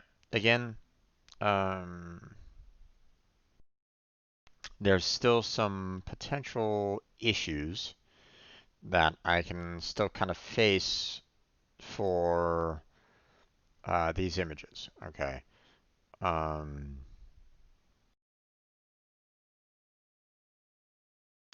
you know, for example, here, images animations are not currently separated by the direction that they are facing. May need to create left or right facing folders for all the animations to separate further. I see it as a minor problem because um,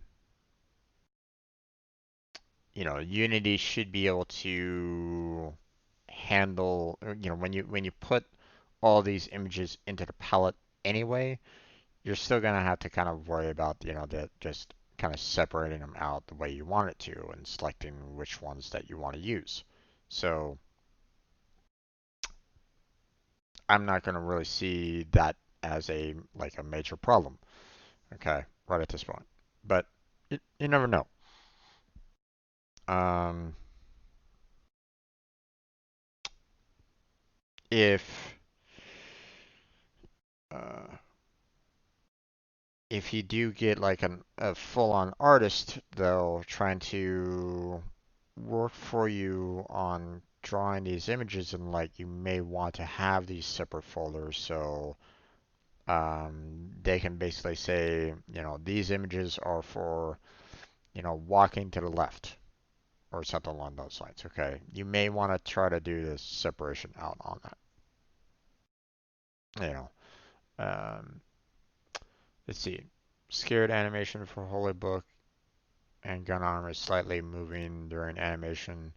So um, basically, when I was doing, uh, when they're kind of running away, kind of thing, their arms are back, but because I didn't position them correctly, I didn't copy the position 100% and get the numbers directly accurate.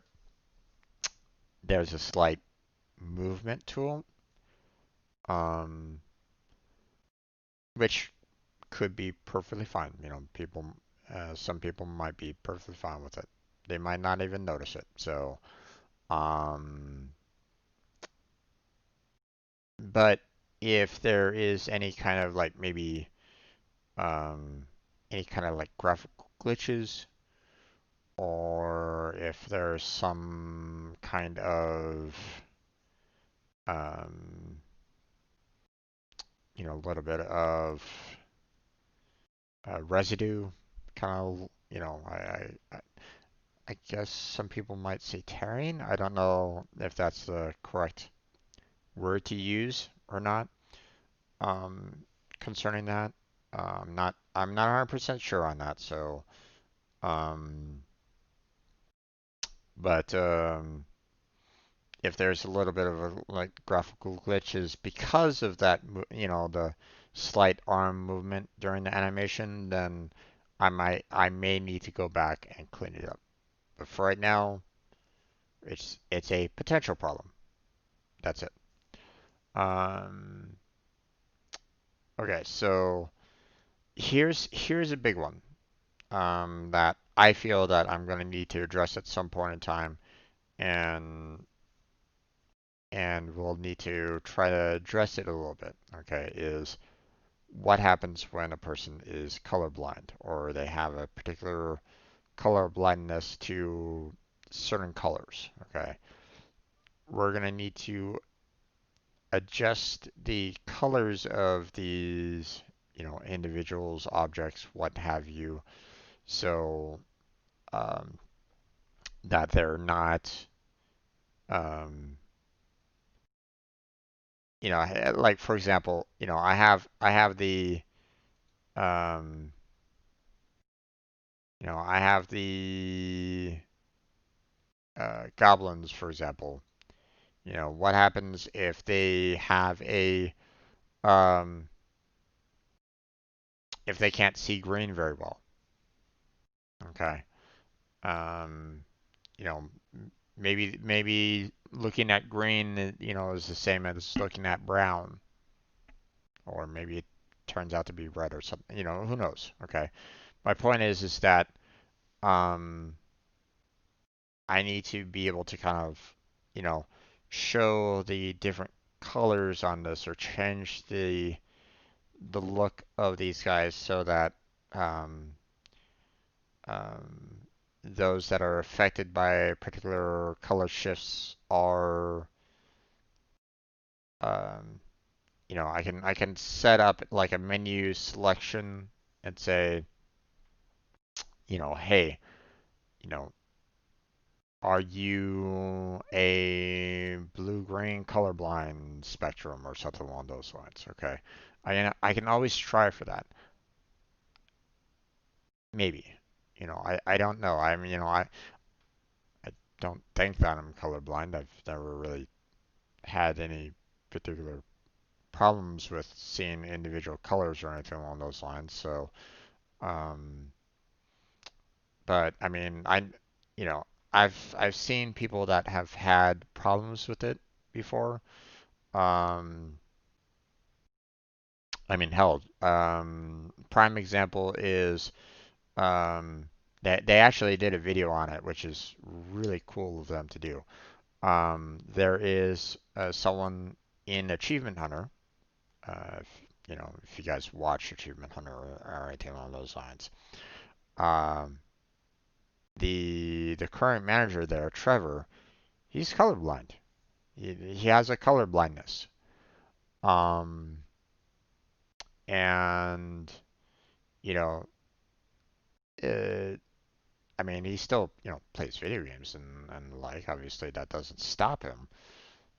But, there are moments where he's not quite sure, what color is what kind of thing. You know, it makes things interesting when it comes to, say, games like Among Us. Okay. Um, they actually did a video of him having colorblind glasses on that allowed for him to kind of see the colors a little bit better. It was really an interesting video. I would recommend that um, you check it out if you haven't already. Um, they basically did a colorblind test, and it kind of showed, his um, what he kind of sees per se, or his particular perspective on it. He basically kind of tells, you know, what kind of colors he's seeing at that point, and showing, uh, it shows basically what a normal person would see and what he would normally see, in the video. And it was really well done. And then they put on the glasses and kind of had him do the test again, and it was quite um, a nice factor in that. Um,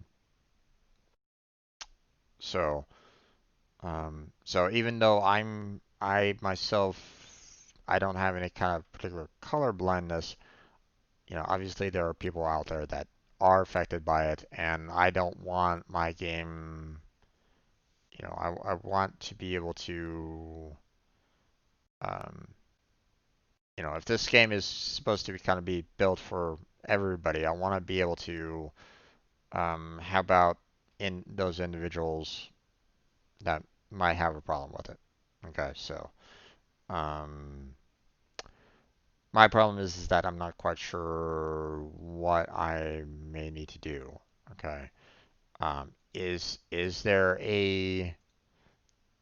an option in Unity that kind of does a color shift? Like it takes all the colors being presented on the screen and shifts it in tone or whatnot, so that um, those that are kind of suffering from those particular um,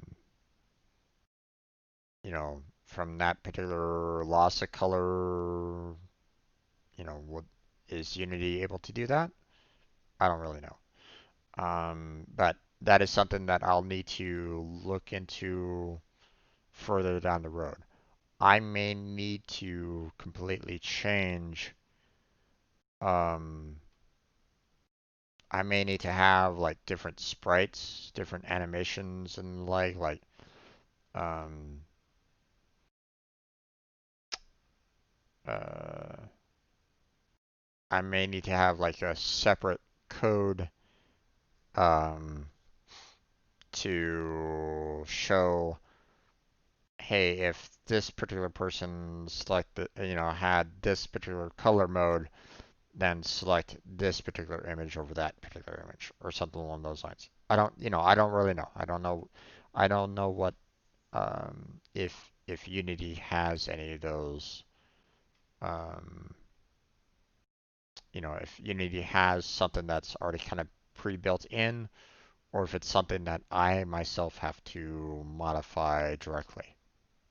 I don't really know. But again, this is something that I'll need to really kind of look into a little bit more. Um, Handling color blindness. Um,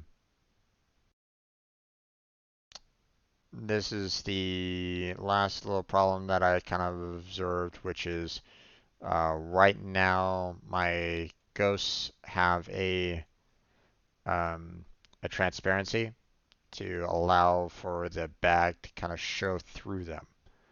Now the problem is that that also allows for the transparency to kind of see the background um, of the tiles behind them. Okay. So, for example, here, let me kind of show. So let's just say let's go with a little green background here. And if this guy is going, hey, I'm gonna walk through this. Mm, oh, actually,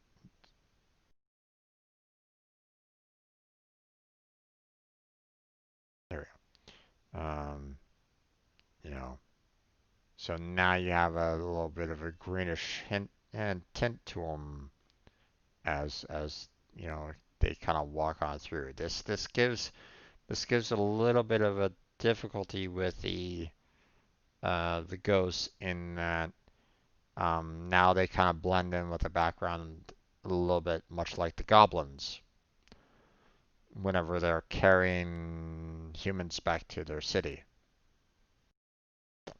Do I really want that? I don't really know. Um, this has the potential of being problematic when it comes to game balance, so it's something that I may need to change later. But for now, um, there we go. So, um, but that's all the issues that we may be facing when it comes to um, the overall animations and the like. Um, same with this one here.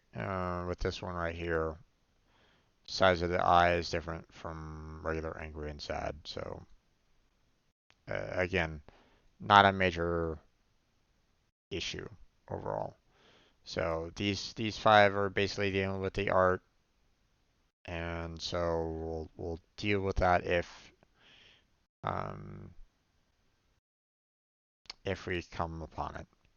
So we can go ahead and get rid of that. Don't really need that. Um, okay, we already took care of all this, so we can go ahead and remove it, and we can kind of move it down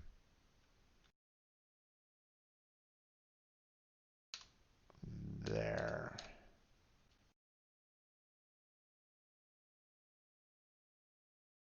There we go.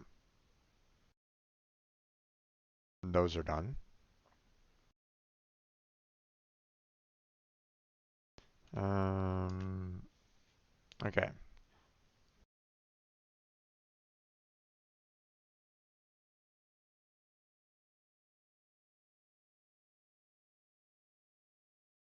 So,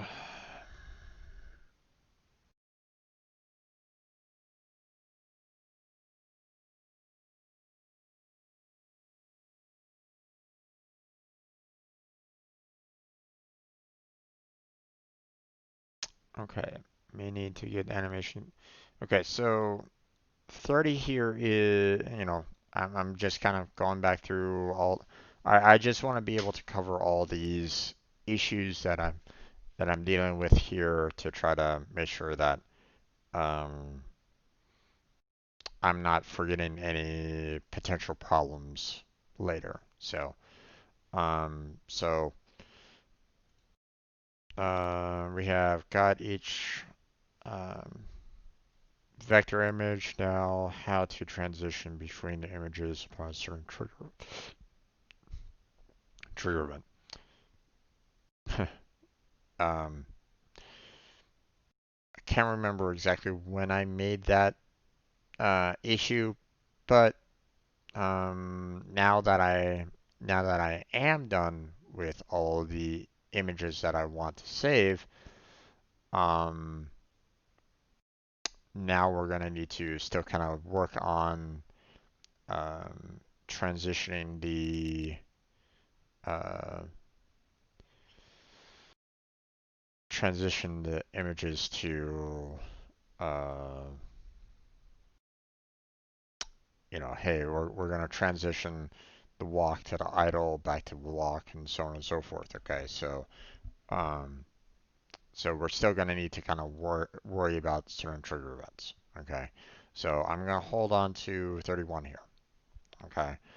Um, 36 value there is still one that I think is still potentially a problem, that I may still need to kind of worry about right at the moment. So we're going to hold on to that one as well. Um, so let's look at problem 30 here.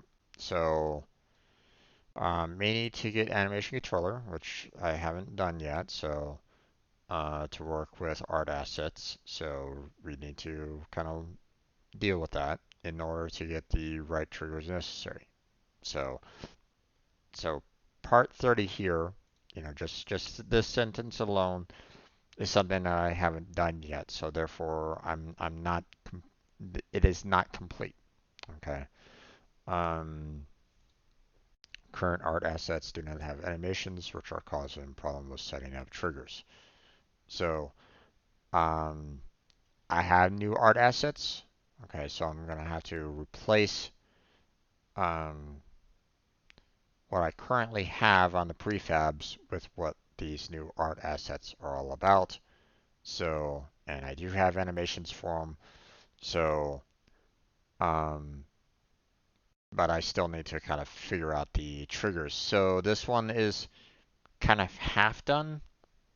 So, in that, don't have the triggers set, but, I have art assets with the animations now. Um, so I did art assets, so B is done. Okay. Again, it would have been nice if I actually had someone, with me doing the art, but again, you know, I don't have that, so I had to make do. Um, May need help. Nothing I can do about that. So, again, this is something that we pretty much ignored, or we dealt with it. Okay. Pixel art or something else. Well, I kind of already researched it a little bit. Now, um, um, for those of you that might be like coming in now and not seeing any of my previous streams concerning this initial issue, um, I was debating whether or not I wanted to do something pixel related or if I wanted to do vector. Okay. Um, Now, the um, so first off, I would have had a hard time trying to draw something in pixel art. Okay. Just trying to draw like the squares all over the place, and like I would have had a hard time trying to I would have had a hard time trying to draw something like this in pixels. You know, um, my hand is not steady whatsoever anymore. So trying to draw straight lines or anything along those lines, you know, would have been difficult. And trying to draw it with pixels, I would have had some issues with it. So vector art was easier for me. Okay, and the fact that I was able to kind of take shapes and like to try to work on um, you know, to kind of manipulate it to the way I kind of want to see it. So um, that was a positive for me. The other reason why I went with vector versus pixel is the fact that the um, the scaling um, of the characters of the agents and like Could be really small or it could be, fairly large. Okay. And I want to, with pixels, when you're looking at, pixelization, when you're looking at the, at, pixelized character, the further in you go to look at a individual, you start seeing, a little bit more of the individual, you know, pixels for the um, to the end, for the individual directly. So it just makes um,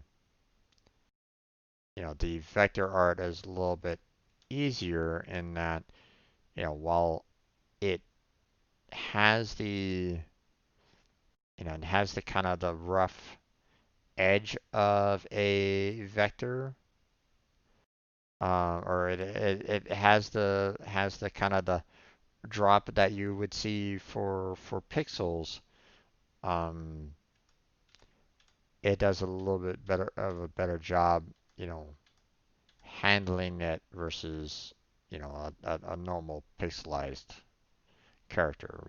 When you zoom into a pixelized character, you can start seeing the individual blocks, and it doesn't blend at all on that. Um,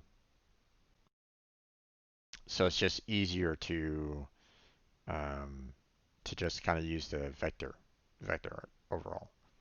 So so we've pretty much answered this question.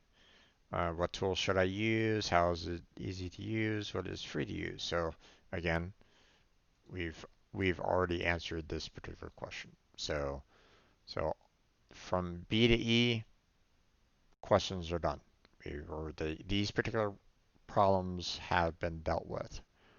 30 and A, these are still portions of the problem that still need to be addressed.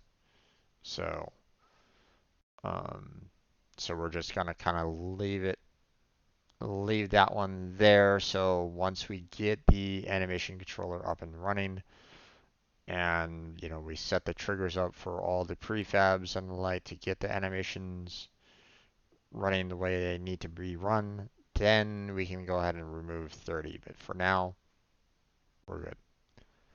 Um, so obviously there's still some additional errors that we still need to kind of address down the line. But again, we don't necessarily need to worry about it too much right at this point. Okay.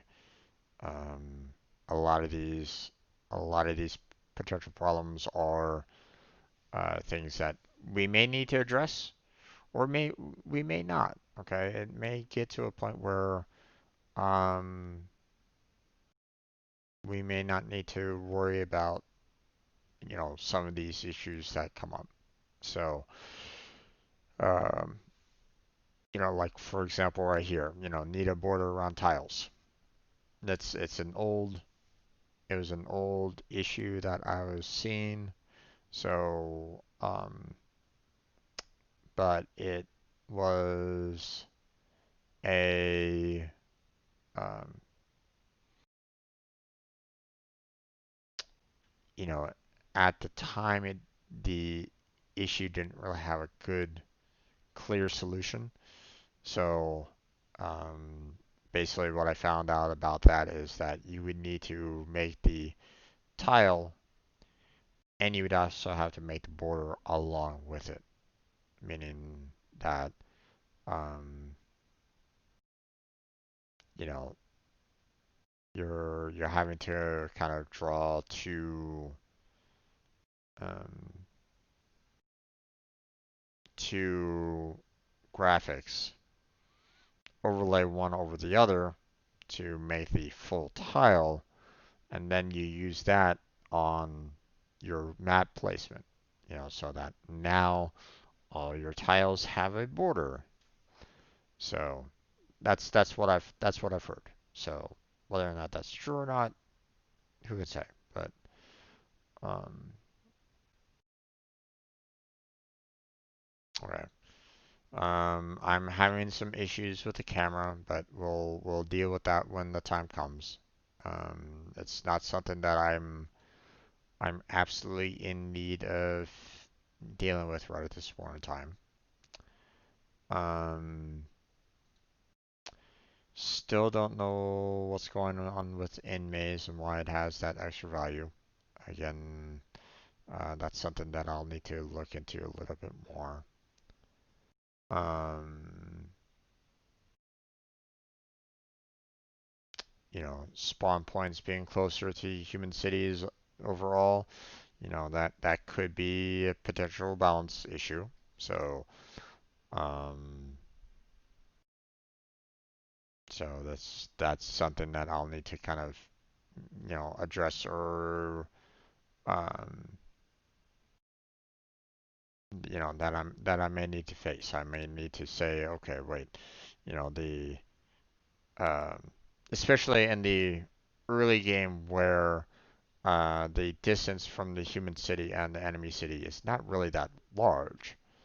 Okay, so obviously in the very like first, in the very first kind of stages, I don't want to be like flooding out a whole bunch of ghouls, for example, um, to fight the humans. Okay, um, they're gonna just go walk, storm the human city, and you're pretty much done. Okay. Um, I need to make sure that that's kind of taken care of appropriately.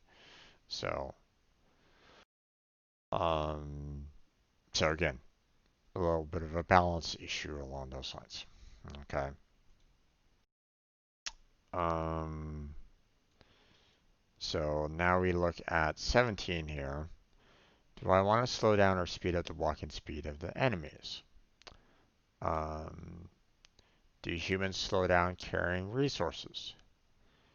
Do base speeds change per agent? Meaning, is one human faster or slower than another human? Meaning, um, well, I mean, just look at any kind of racing competition. Okay, you're always going to have someone that is slightly faster than another person.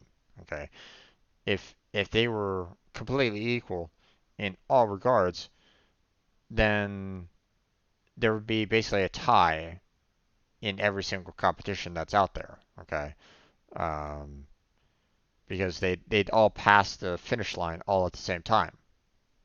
So I mean, there is a little bit of variety when it comes to regular human beings. Do I want to actually show that? Okay, do I want to show the fact that this particular human has a speed of like 20, where this particular human has a speed of 18, this particular human has a speed of 30 or something like that? I don't really know. Okay. Um, you know, Again, it has the potential of game balance. Our base speeds, okay, are base speeds different between races, meaning are goblins faster than ghosts, faster than ghouls, faster than human speed, or a different order? Okay. Um, you know, do I want to make ghosts be the fastest of among everybody?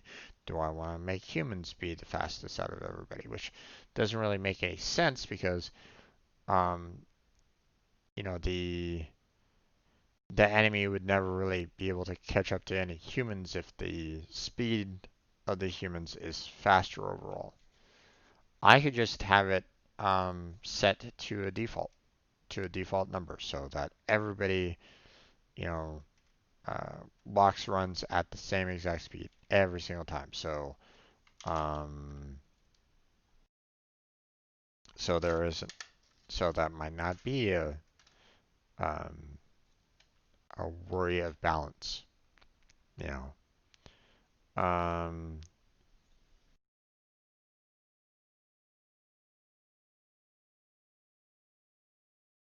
Okay. Can enemy races run? Can a goblin run in a straight line to either pass a human or capture? Okay, um,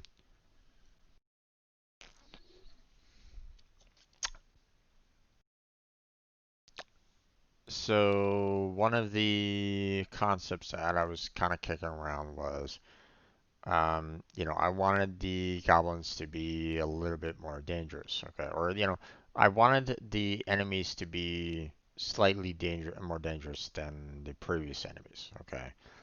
Um, if they have the same kind of abilities, then they're just basically the same enemy but reskinned differently, okay? And I didn't necessarily want to have that, okay? Um, I wanted to, the give the, the ghouls, sure, fine, they're fairly simplistic kind of creatures, and like I don't necessarily need to worry about um having them kind of um having like special abilities or anything along those lines. I was just thinking that they would be kind of walking around much like the humans, walking around the resources, staying to the paths and all that. Ghosts, on the other hand, okay, I was thinking maybe that we could just have them go through um, through like the forest or any kind of resource that isn't directly used to kill them off. Okay. Um, so, um, if they're trying to get through, like say, I'm just kind of, I'll name one off just for the hell of it, Sunstone. Okay. Um, if Sunstone is one of those resources that are kind of deadly for ghosts, then obviously, it should be able to walk through all the rest, the forest, the um, the water, and um, the mithril, what have you. Okay, should be able to kind of walk through them and get to their destination faster. Um,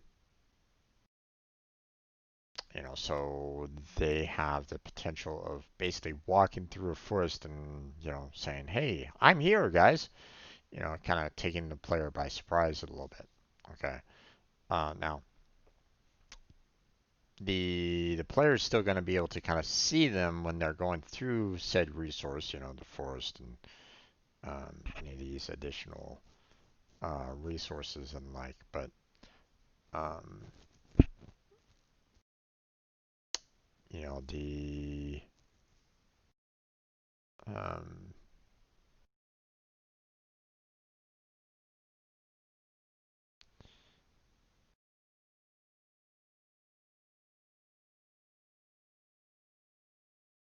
I just want to make sure that the ghosts have a little bit of a higher difficulty than the ghouls.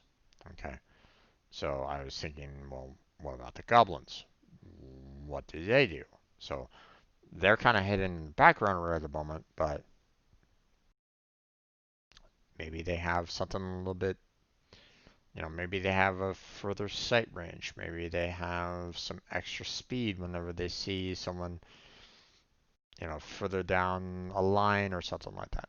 I don't really know. I don't know what I want to kind of give the goblins. Do I have them kind of doing a sprint down a particular column lane or whatnot to for them to try to capture a human faster?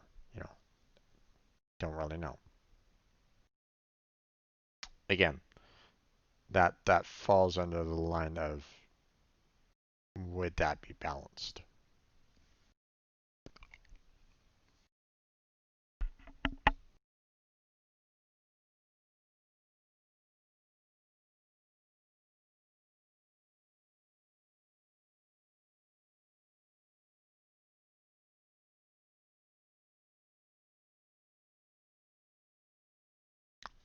Okay. So majority of these are stuff that I'm still gonna need to kind of address or figure out as we go along. But again, right now, not something that I absolutely need to worry about at this particular point in time. I may need to address it later, but for now, don't necessarily need to worry about. Okay. So what pathing should I use for agents? Now, um, for those of you that um, if any of you have ever taken any kind of artificial intelligence or game design or something along those lines, okay. Um, one of my professors called them state machines than anything else, which I mean, he's right, okay, in that it's not an official AI, okay. Official AI is when, you know, a computer, robot, android, what have you, they become sentient, you know, in a sense. Okay, the concept of them getting to a point of they can learn, you know, um,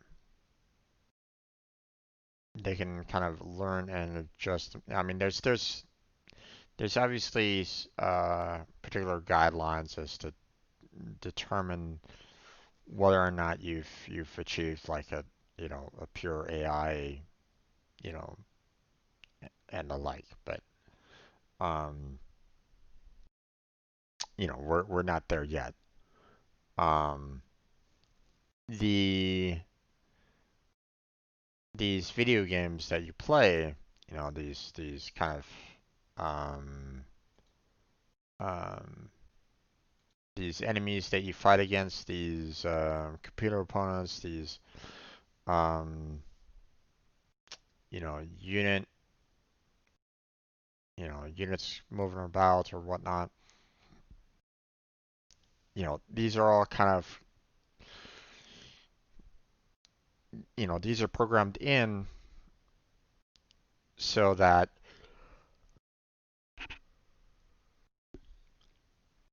the you don't have these computer opponents just kind of standing there going, "What am I going to do? I don't really know." They're not really attacking you. They're not really defending anything. They're just kind of standing around doing absolutely nothing. Okay, so you have to give them a little bit of artificial intelligence, state machine, what have you.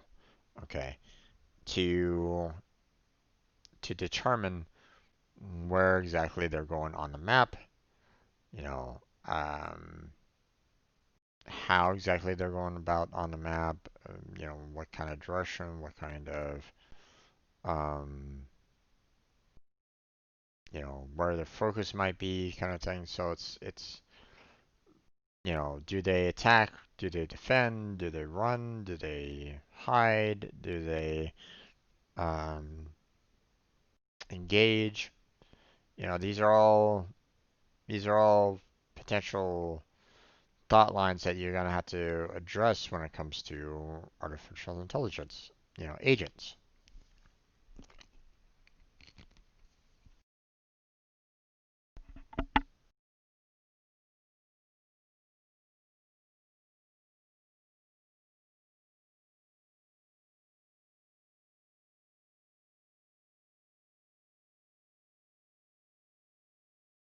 Now, one of the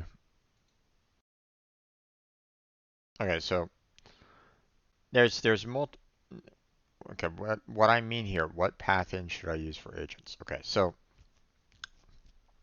say you have, you know, um, so like I need to go down to the grocery store. Okay, I need to get into my car and I need to drive down to the grocery store.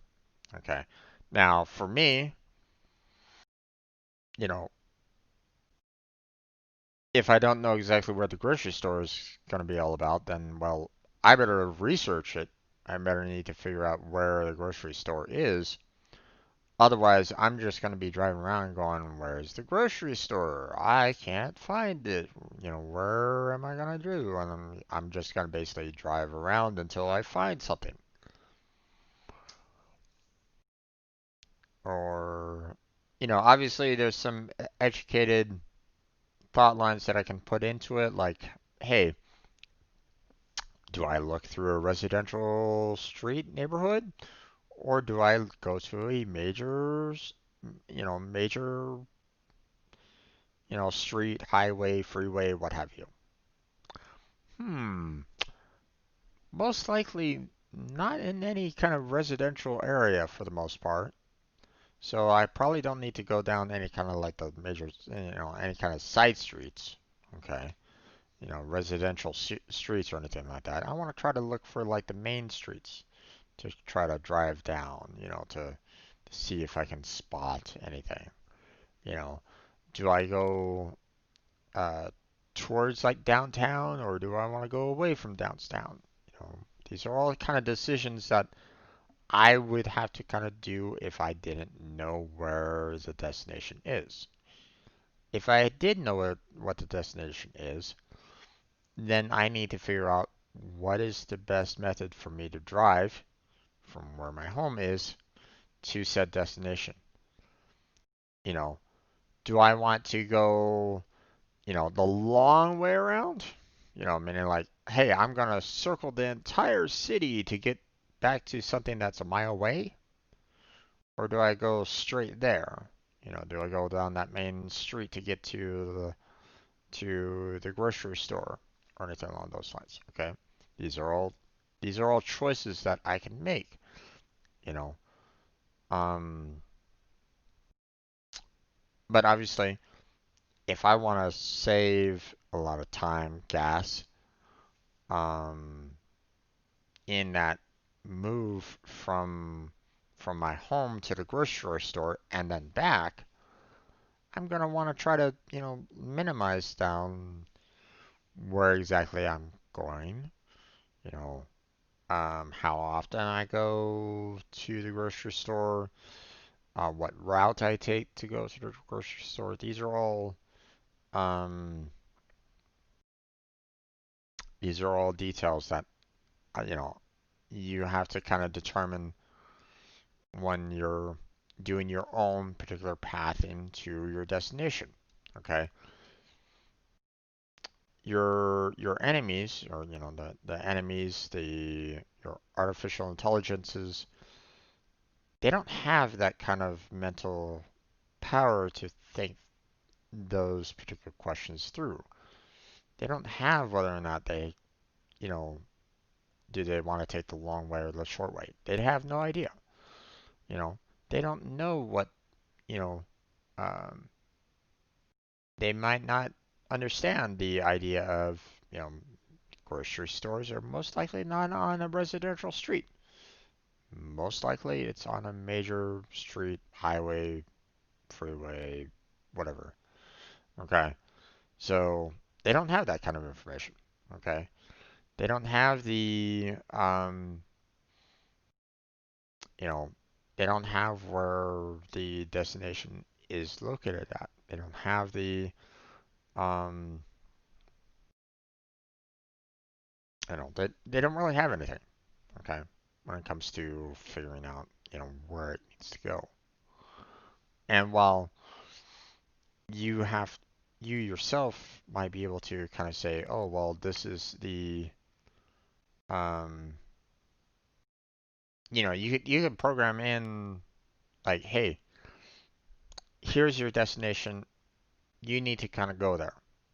You could do that. Okay, you can type in this particular NPC will go from this particular point of destination to that particular point of destination.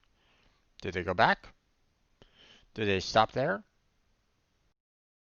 Good question. It all depends on what you kind of want to show. Okay. Um, what do you want to show in the game, concerning the pathing.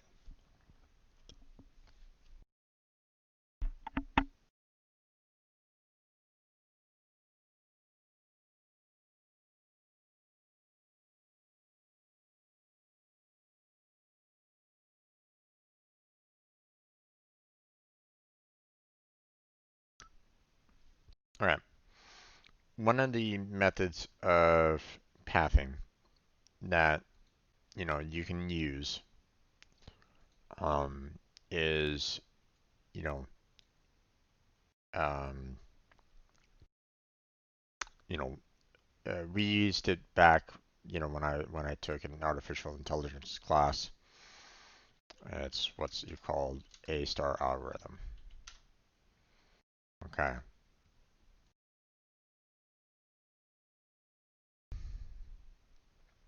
Now, um, this is one of the more this was one of the more common paths, or this was one of the more common um, methods of complex pathing. Um, so um, so uh, you don't have a really great perspective on this kind of information here. So let me see if I can.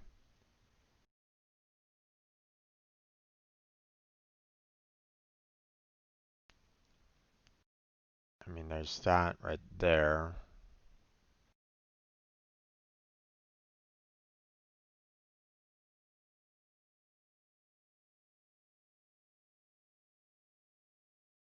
Okay. Um, so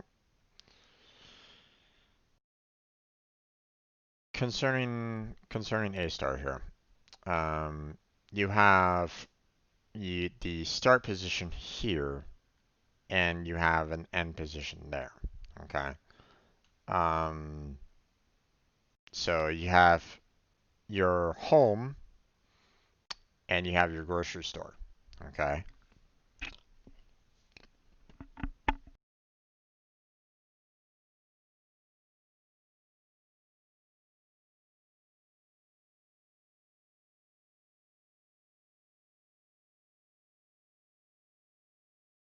So your initial inclination is try to get to the destination as quickly as you can. If you can get to your destination as the crow flies, fly up into the air and just kind of go straight for your destination, then great. You might not have that option though. Okay. Um, like for example, my example of the driving from home to the grocery store. You might not have that kind of option to, fly as the crow flies, over buildings, over street lights, bypassing everything. You most likely won't have that option. Okay. Um, so, what's your next best solution? Well, you want to drive in the direction of where your destination is. Okay. You don't necessarily want to be going away from your destination. You want to try to go towards it. Okay. So that's what this is doing a little bit. Okay. It's going, hey, our destination is over here, so we're just gonna keep on going towards it. And um, as you start getting closer and closer to it, you know that um, the destination isn't as far as where you last were. Like if you moved 1 mile towards the grocery store, then you're 1 mile away from, then you've already moved 1 mile, towards your destination and away from where you originally started. Okay. If you moved 1 mile away, That's not really exactly what you want to do, right? Okay.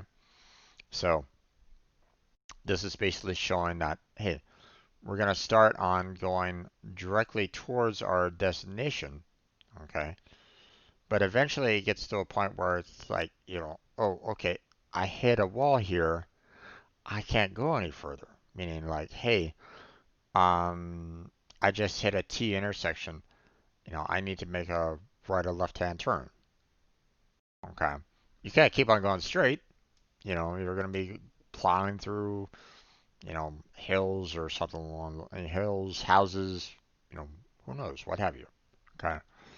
Um, Either way, it's kind of blocking where you kind of need to go. Okay. So what's going on here is that it's trying to find another route to the destination. Okay, so it's testing the walls to see which has a way to kind of get around the the obstacle, okay, to get to the destination. Now, um, if the wall here was like all the way down, for example, then it wouldn't have been able to make this path, obviously. It would have been like, well, um, it wouldn't be able to kind of go and pass through a wall to get to the destination. It would be basically, completely cut off. So the path would have to go along this line to get around to go to the nub in this particular case. But um, because this side was smaller overall than that side, that's the reason why you had the line kind of doing its own thing to get there. So,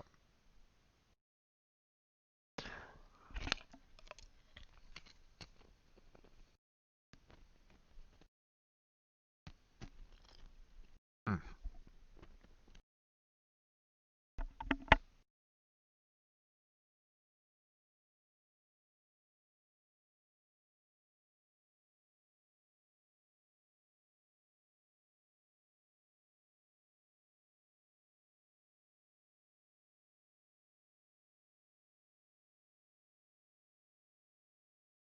what the heck did I just say? I don't really know. My brain kind of short circuited there for a second. Um, getting a little, I guess I got a little tired there. Didn't get a whole lot of sleep last night, but um,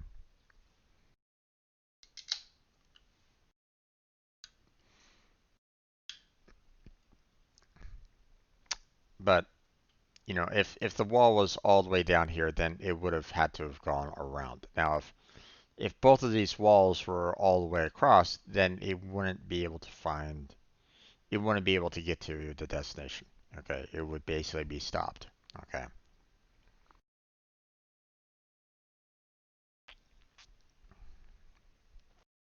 but it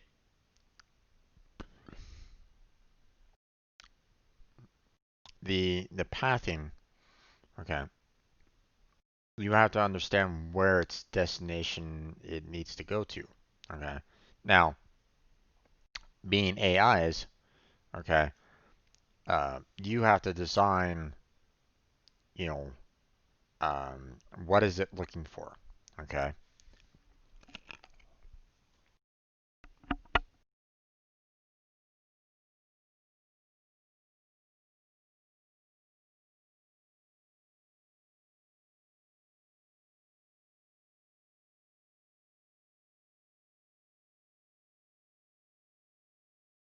so for example, okay, as a player, you, I'm going to basically default resource collection to the default forest. Okay, because that is one of the main goals of completing that particular map. Okay, I'm not going to have them kind of stand around and being idle. Okay. Um, I don't want to. I don't want to make this into an RTS game where the player has to manually control the humans all the time. Okay, so when they come on out, they're going to be going, okay, we need to go and collect some wood directly, okay, automatically. So they're going to go out and do that. Now, I'm going to have it set um, so that the player can kind of control that a little bit if they wanted to. They could say, hey, I don't want you doing anything unless I put down a, you know, resource gathering marker. Or I don't want you doing anything until I tell you that you need to go to this particular location before you try to look for anything to harvest. Okay. Um, I want to give that player and the player that option, okay, so that they can just basically say, okay, I want to auto look for forest directly. Okay. But there's a problem with that.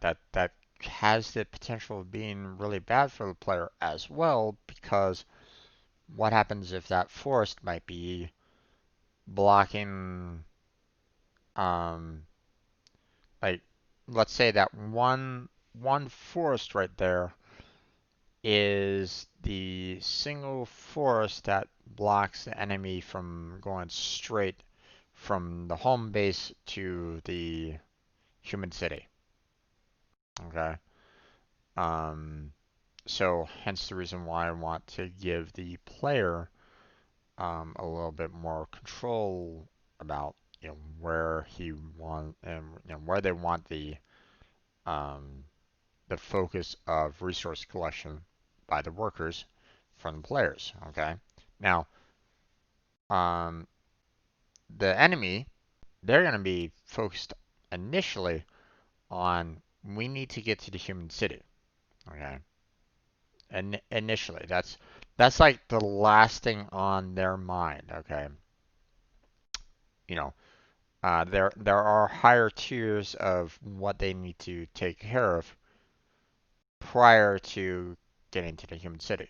Okay. Okay. If they see human, they're gonna need to chase after that human. Okay. That has a higher priority than going to the human city. Okay. Um. So if they see a human anywhere nearby, okay, then they will go and chase that particular human. Okay. If they don't, they'll continue proceeding on to the human city. They will start from the enemy city and they will move in such a direction that will take them eventually to the human city. Okay?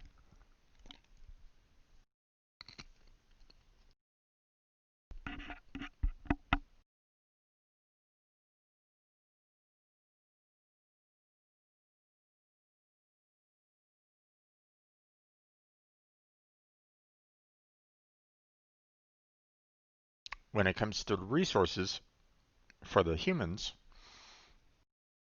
you have, you know, humans spawn out of the human city. You have a resource destination, say, like, hey, this is where the forest is that they need to kind of go to, or some specific resource that they're looking for.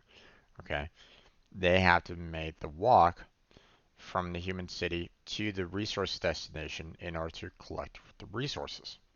Hence the reason why you have a path from their start area, walking around any kind of walls that they might encounter to get to the um,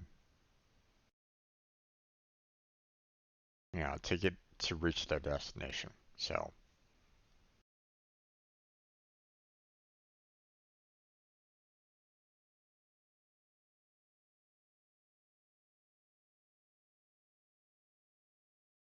now there's other algorithms that you can do for pathing. Okay, A star is not um, is not the only algorithm out there that you can use to handle it. Okay. Um, you can do um, you know, you can do something like best first search. Okay. Um, you know, a greedy algorithm. Um,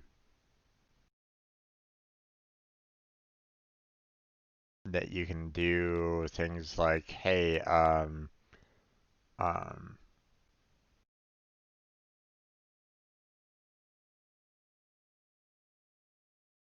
maybe you want to, it's all about the traveling salesman problem.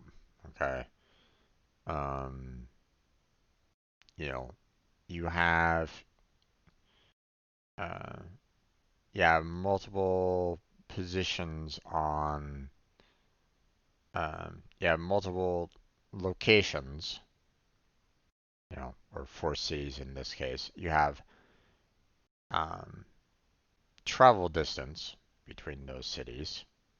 Okay, like maybe one of them has a direct freeway to them. Okay, like C to D, for example, has um, a freeway that goes straight there.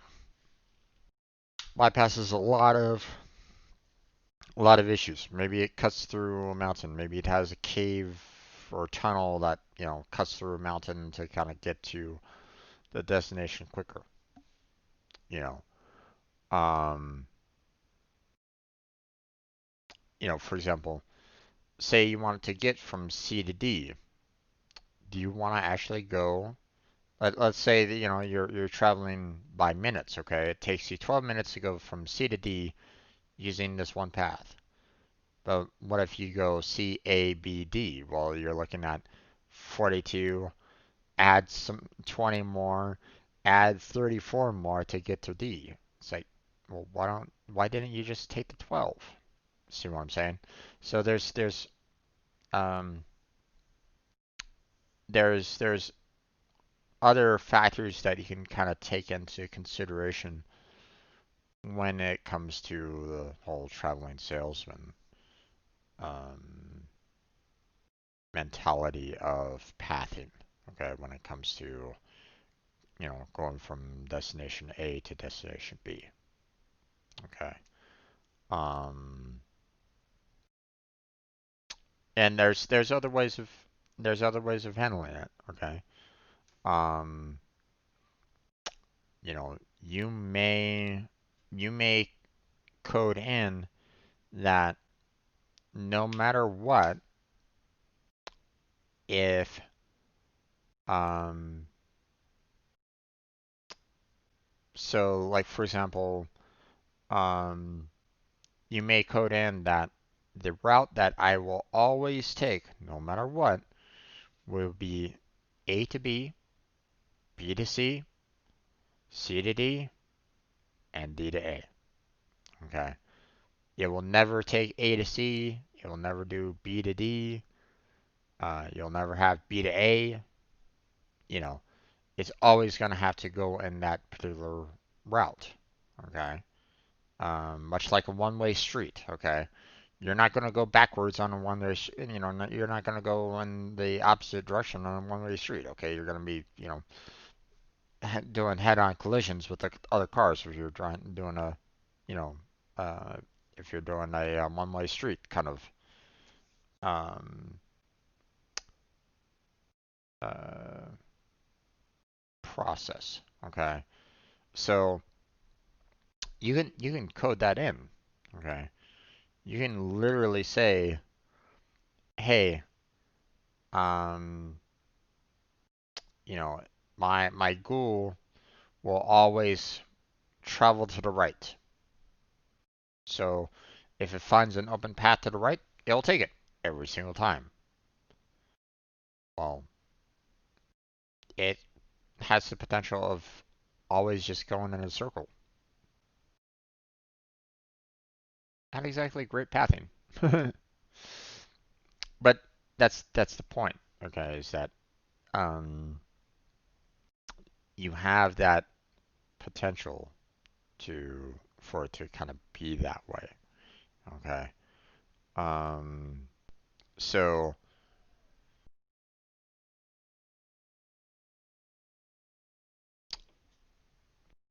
um,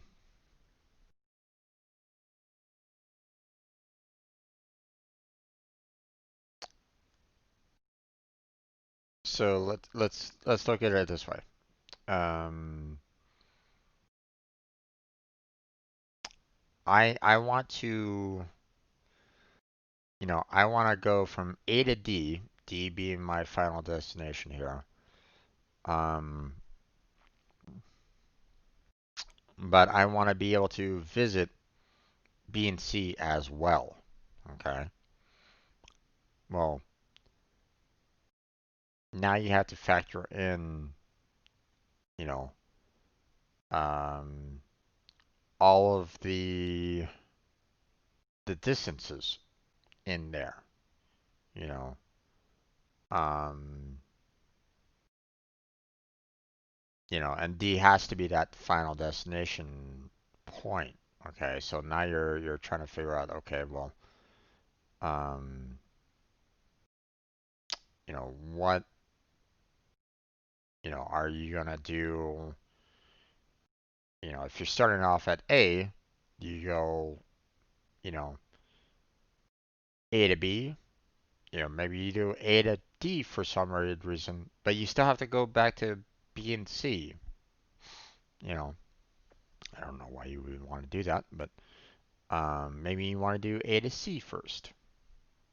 All right.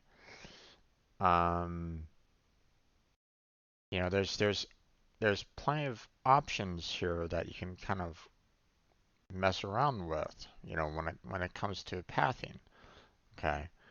And you might not have um, these numbers here are what we call weights. Okay, meaning that uh, think of it like how steep a mountain is. Okay, the higher the number, the steeper the climb is going to be. Okay, so something that has a weight of 0, for example, would be just a flat plane. Okay, there's no you're not dealing with any kind of extra effort needed to be used in order to get to a particular destination. Okay. Whereas something like, say 99 might be, sheer vertical cliff. You know, it all depends on what the weight values kind of mean overall. Okay. Is 99 really difficult? Well, maybe not so much if you consider it out of like a million. Um, that might be pretty small, all things considered. Okay. So these are all little factors that you kind of want to, think about if you want to do that kind of a mentality. So so think of it this way. You have um let's say that, A to D here has a um let's say that instead of 35 as the weight of this particular line, it has a weight of 61, for example. Okay, but um, so you're looking at it. 61. I need to get to D. Okay, so um, so let's check out, each one of these, right? So so first thing that we want to check is, okay, let's check A to B. Here, let me kind of do uh, a little document here so I can kind of so we need to go from A to D, right? All right, so first off, we go, okay, well, you know, what does A to D actually give us? Okay, well, that gives us 61. Well, not great, but we need to kind of figure that out. So let's go, you know, A to B. Well, that's 20. Well, that's cheap, and that's less than 61. That might be the way to go, but we don't know yet. We don't know yet. Okay, B is still, yeah, B isn't D, so we still need to figure out, is that path an optional path? Okay, let's check out A. Let's go A to C. Well, A to C is 42. Not as great as A to B, but you never know. C to D might be 1. That'd be definitely better than A to D. So, uh, so A to C might not be as, it might be steeper than A to B. You know, that might be steeper than that one, but that doesn't necessarily mean that, B to D might have some problems. Okay, so we've already kind of guaranteed, we've already figured out this particular path. Okay, we don't need to increase it anymore. We've already reached our path to D. Okay, so we need to figure out, okay, well, um, you know, where's B going? Okay, well, B going back to A. Why would you want to do that? That makes no sense. You're wasting time like that. You don't want to do that. Bzz. So now let's say, hey, B to C. How much is that? B to C? Well, that's 30. That's 50 right now. Not exactly that great. But it's still a little bit cheaper, but we haven't reached our destination of D just yet. Okay, well, uh, let's go A to B to D. Oh, actually, let me do it this way. B to D, that has 34, right? Well, let's go ahead and combine it all together. A to B to D is basically 20 plus 34, that's 54. So this path already is a little bit better than this one. Okay, so already that's a better path for us. Okay, all right. That's optional.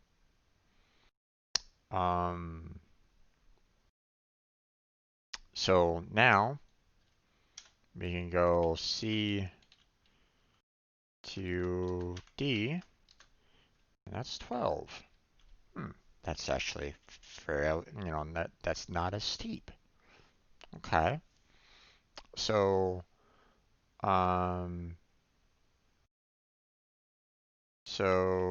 first off, let's look at the A to B to C to D. Well, A to B is 20. B to C is 30. That's already at 50 right now. And then C to D is 12. So that's 62. Not great. That's worse than this path here. Okay. So here let me kind of put these in its own different categories here. So those are our current pathing values at this point, right? Okay. Well, we have A to C to D, right? So, well, A to C is 42, and C to D is 12. So that would be, again, 54. Hmm, okay. So now we have our choice, all right? Do we want to take A to B to D, or do we want to go A to C to D? They're the same in terms of difficulty, okay? Um, Now if I kept A to D as straight 35, obviously there's no question, okay? Overall, you'd want to go from A straight to D. You don't want to go through B or C at all. Okay, you want to just completely ignore that because there's no point in it. Okay. Um, you know, and if you did A, actually, I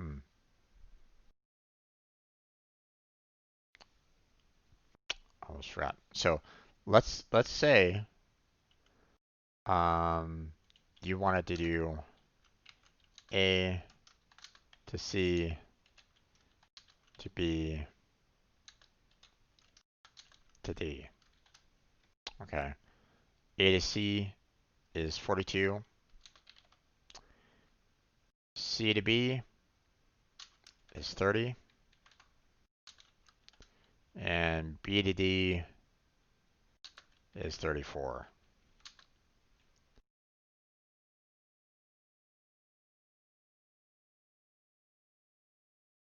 Probably not want to go that route. So these are all kind of paths that you want to kind of these are all kind of paths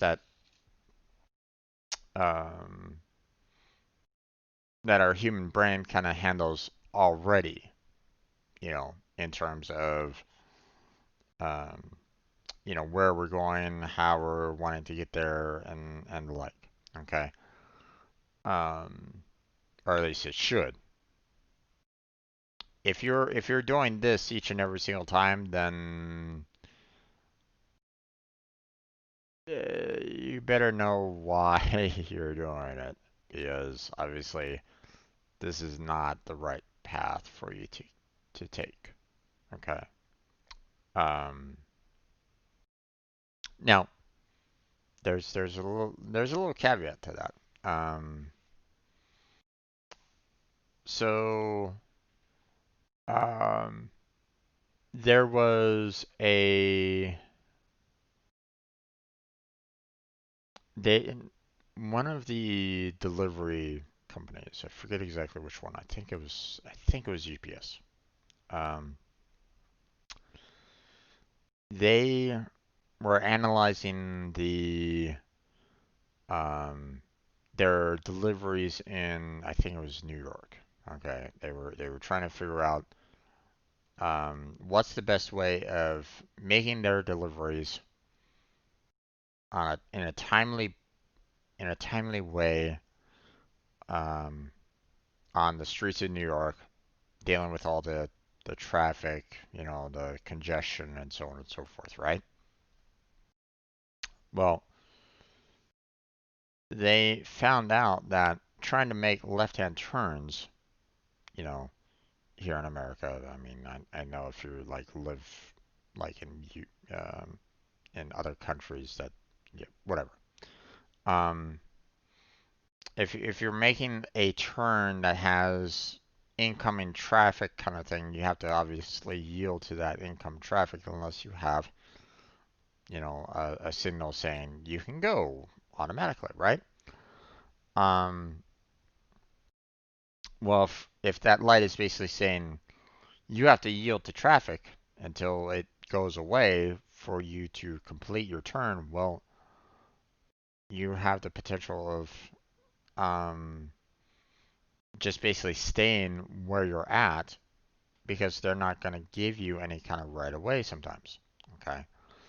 So this delivery company, I think it's UPS, um, they analyzed um, why they were, um, if they were making left-hand turns in this particular case versus right-hand turns, how long was it taking them? If they were going straight through a street, through a cross street, if they were going straight through, no problems. But if they had to turn, is a left turn in their best interest? So they analyzed it. They figured out how long does it take, when you do a left turn versus a right turn. Okay, right turns were actually very quick overall. Okay, they didn't necessarily have to worry too much about, handling the, the left turn because typically they were being blocked more often than not. So they found out that doing a right turn, going around the block, and going straight through was actually saving them time versus trying to make that left-hand turn. So, so while that right turn might have taken them the longer route around, they were still kind of saving time by doing that. So, because that left-hand turn was always, um, jam-packed with people trying to make that left-hand turn, and they couldn't get around it. They were in that, you know, they were in that series of multiple different cars just kind of waiting for that left-hand turn. And maybe one car would make the turn and, there's still like 5 cars ahead of them or something like that. Okay. Um, it wasn't ideal for their delivery service. Okay. Because they couldn't deliver the packages that they needed to deliver on time. So while this might be, the long way around, maybe it might be quicker. You know, there might be some more. Um, there might be like a different weight to it. So let me explain.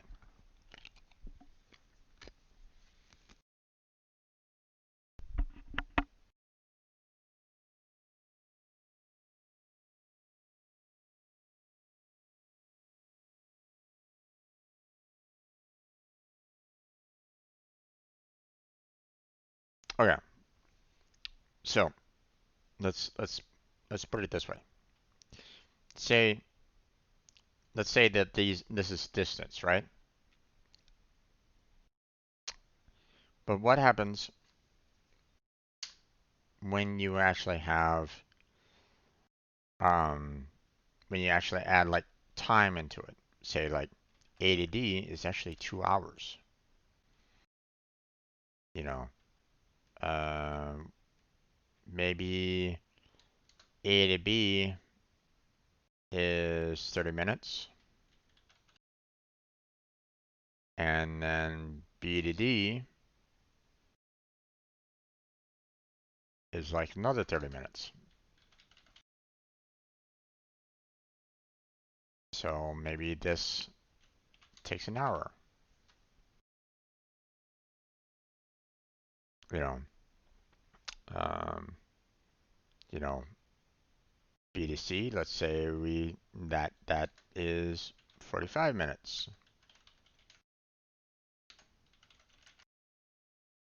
And then C to D is just straight 1 hour.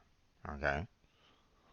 So now we have, A to B being 30 minutes, B to C 45 minutes, and C to D being an hour. So you're looking at, you know, 2.25 hours.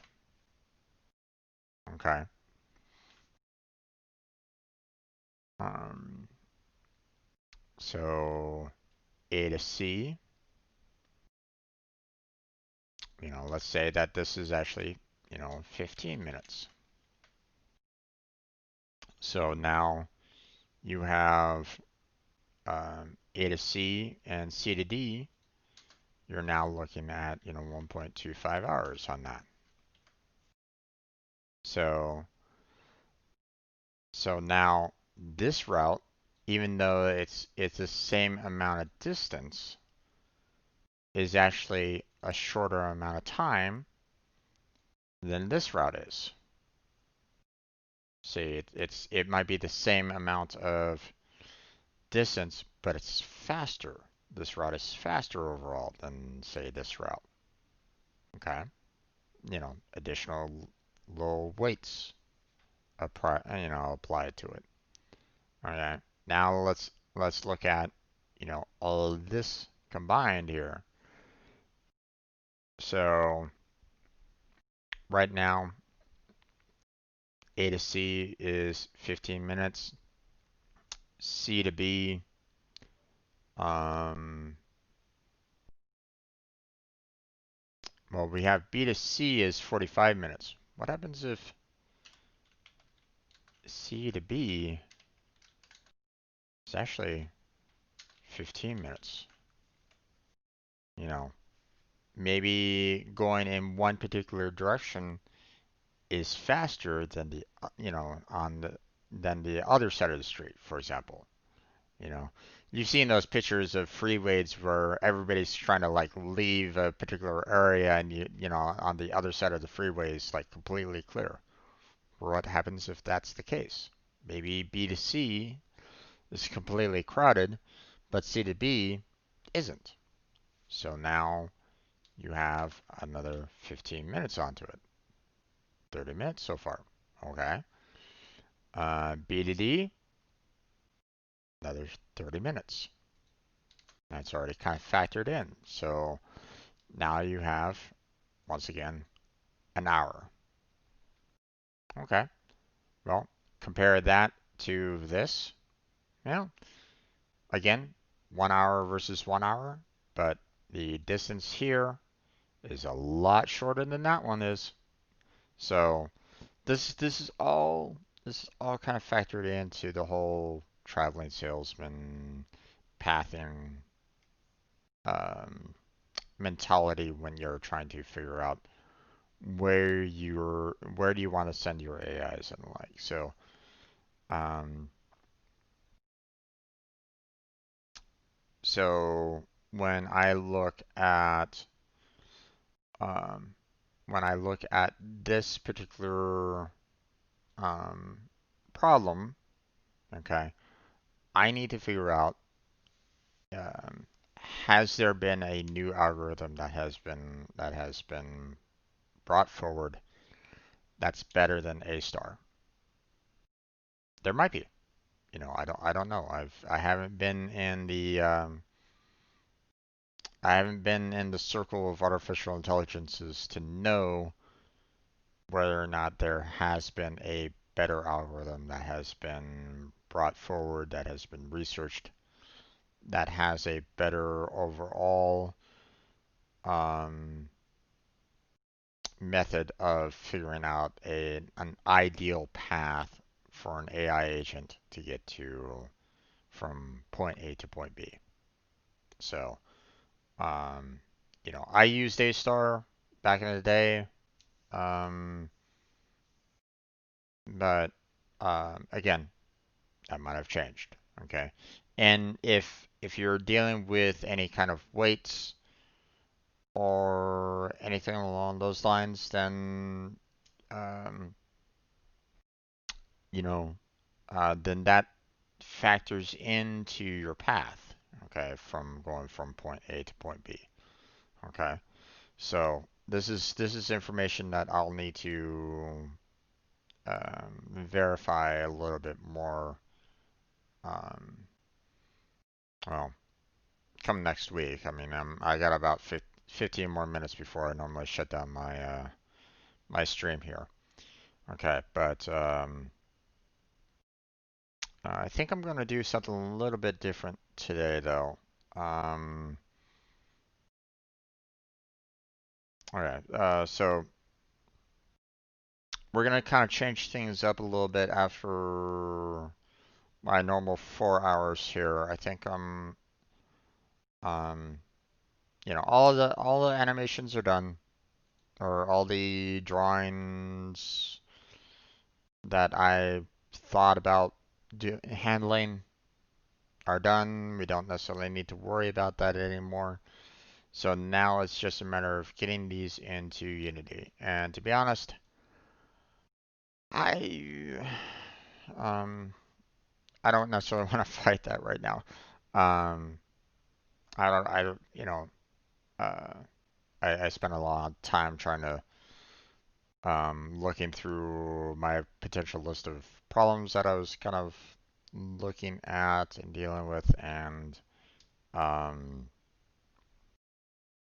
you know, and while I might have gotten rid of some of them for today, obviously there's others here that I'll still need to kind of handle a little bit later to kind of make sure that um, that Unity is able to figure out, what how to handle a certain situation better than others. Okay, so um, but for now, we're gonna kind of tackle that next week. Okay, um, we're gonna kind of tackle that next week. Okay, and as it is anyway, the pathing won't be a um we're gonna worry about pathing a little bit later. I mean, we still need to figure out, um, we need to make sure that we get the motion being handled. We need to make sure that the animation gets handled.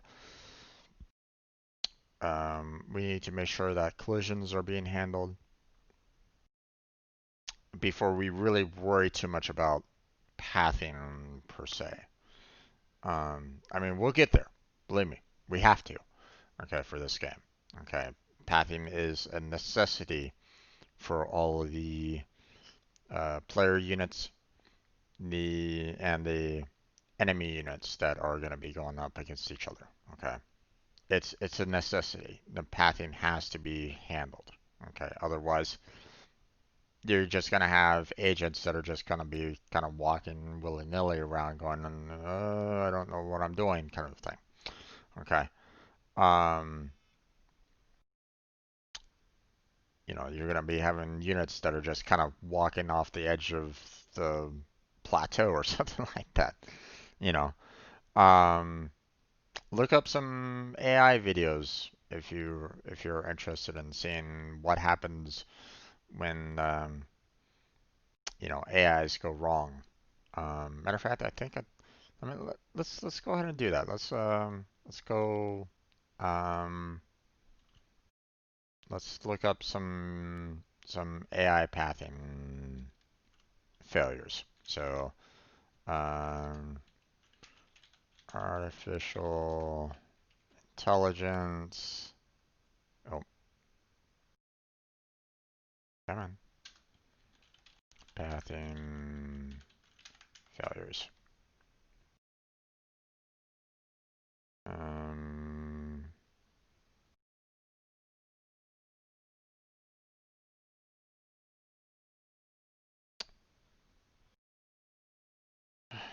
hmm. I'm not really seeing any good videos on here. Oh, damn it. Um,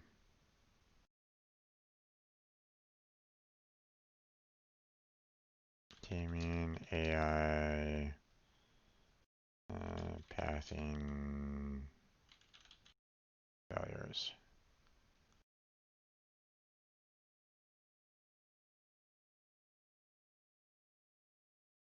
Let's see.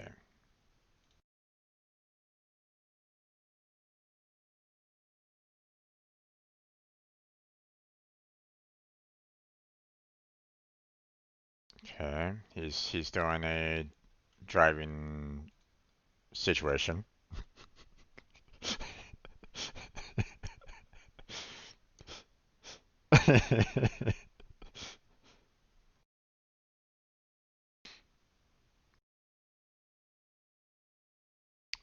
Okay, so um,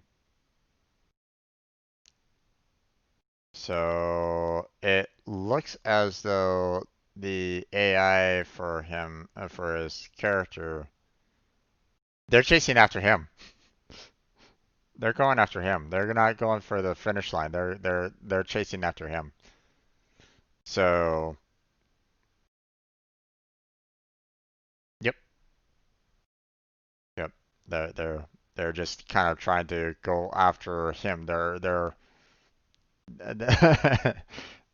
destination, their pathing is basically leading it to the player's driving character right at the moment, and therefore, um, so obviously it's not ideal right at this point in time. Okay, um, so that's what I mean by what happens if the pathing isn't set up correctly. You know, um, you know where is the your units gonna be located at, and here they come. You know, they're trying to chase him down right at the moment. So that's what it means by hey, you need to kind of you know deal with um um how do you want your um how do you want your AI units to handle this particular situation? So, um, it wasn't pathing, um, trying to figure out the road. Okay, its destination was, trying to go towards the player. For that particular AI example. Okay, it wasn't trying to traverse the track at all. So its pathing destination wasn't the hey, you have to get from point A to point B to point C to point D. It was go to point E, which was completely out of left field on that one. Okay. Um, point A and point E wasn't even considered on by that particular video. Okay. But that's what happened. Okay. So um, so next week we're gonna load up all of our art assets into Unity. Everything is all well and done. Um, we still have, we still have potential issues to kind of deal with for the most part, but we'll worry about that when it gets there. Okay. So we're gonna go ahead and load everything up into Unity, create those animation controllers, get the um, get the art palette, filled in with all of our art assets, remove all the other art assets that we don't really need anymore. Um, and then we'll go ahead and um, we'll start the process of dealing with the um, coding out the movement and so on and so forth. Okay, we'll get back into the coding of the game here. So look forward to that next week. Okay. Now, Um, Now, for if you're not already aware, so I think I'm gonna go ahead and kind of talk about um, a new series that I'm gonna um, discuss a little bit. But first, I'm gonna I'm gonna basically shut down this particular video, go through my little ending spiel and the like for my YouTube content. Okay. And then I will start back up basically another. I'll continue the stream, but I'm gonna kind of do a little ending screen and come right back into it. So stay here if you want to continue kind of watching what I'm gonna kind of go through a little bit here. Um, but it I'm gonna be talking about the you know um, I want to do a new series on this channel, and it's not gonna be for very long. But I want to try to do a little bit more of a uh, I want to kind of maybe dedicate like another hour or so to it. Um, I want to put like maybe add an extra hour onto my streams to do this uh, to kind of work on this particular thought line here. So, um, but stay tuned for that.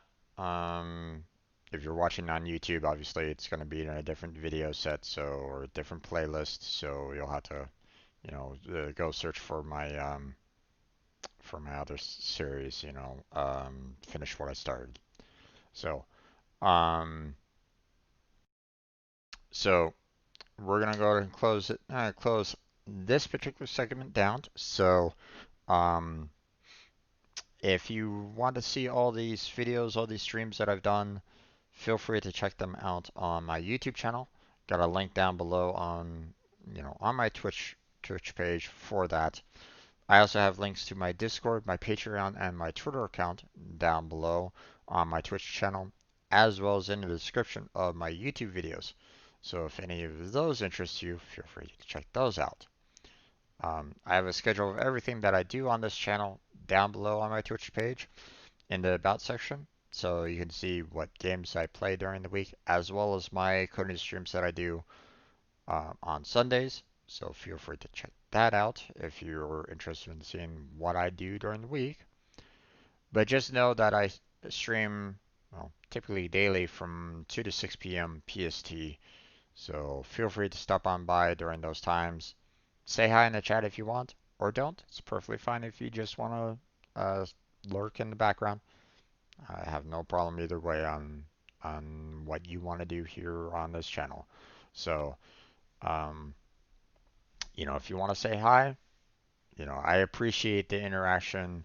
I would, I have no problem, chatting with you concerning what I'm doing or what you're doing, you know.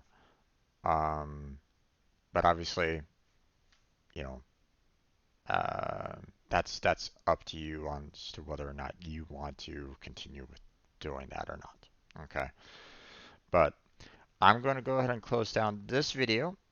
But for those of you that are here with me on the streaming, don't go away. I'll be right back. I'm just gonna kind of um, gonna switch things around a little bit, um, and I'll be right back. Okay? So wait right there.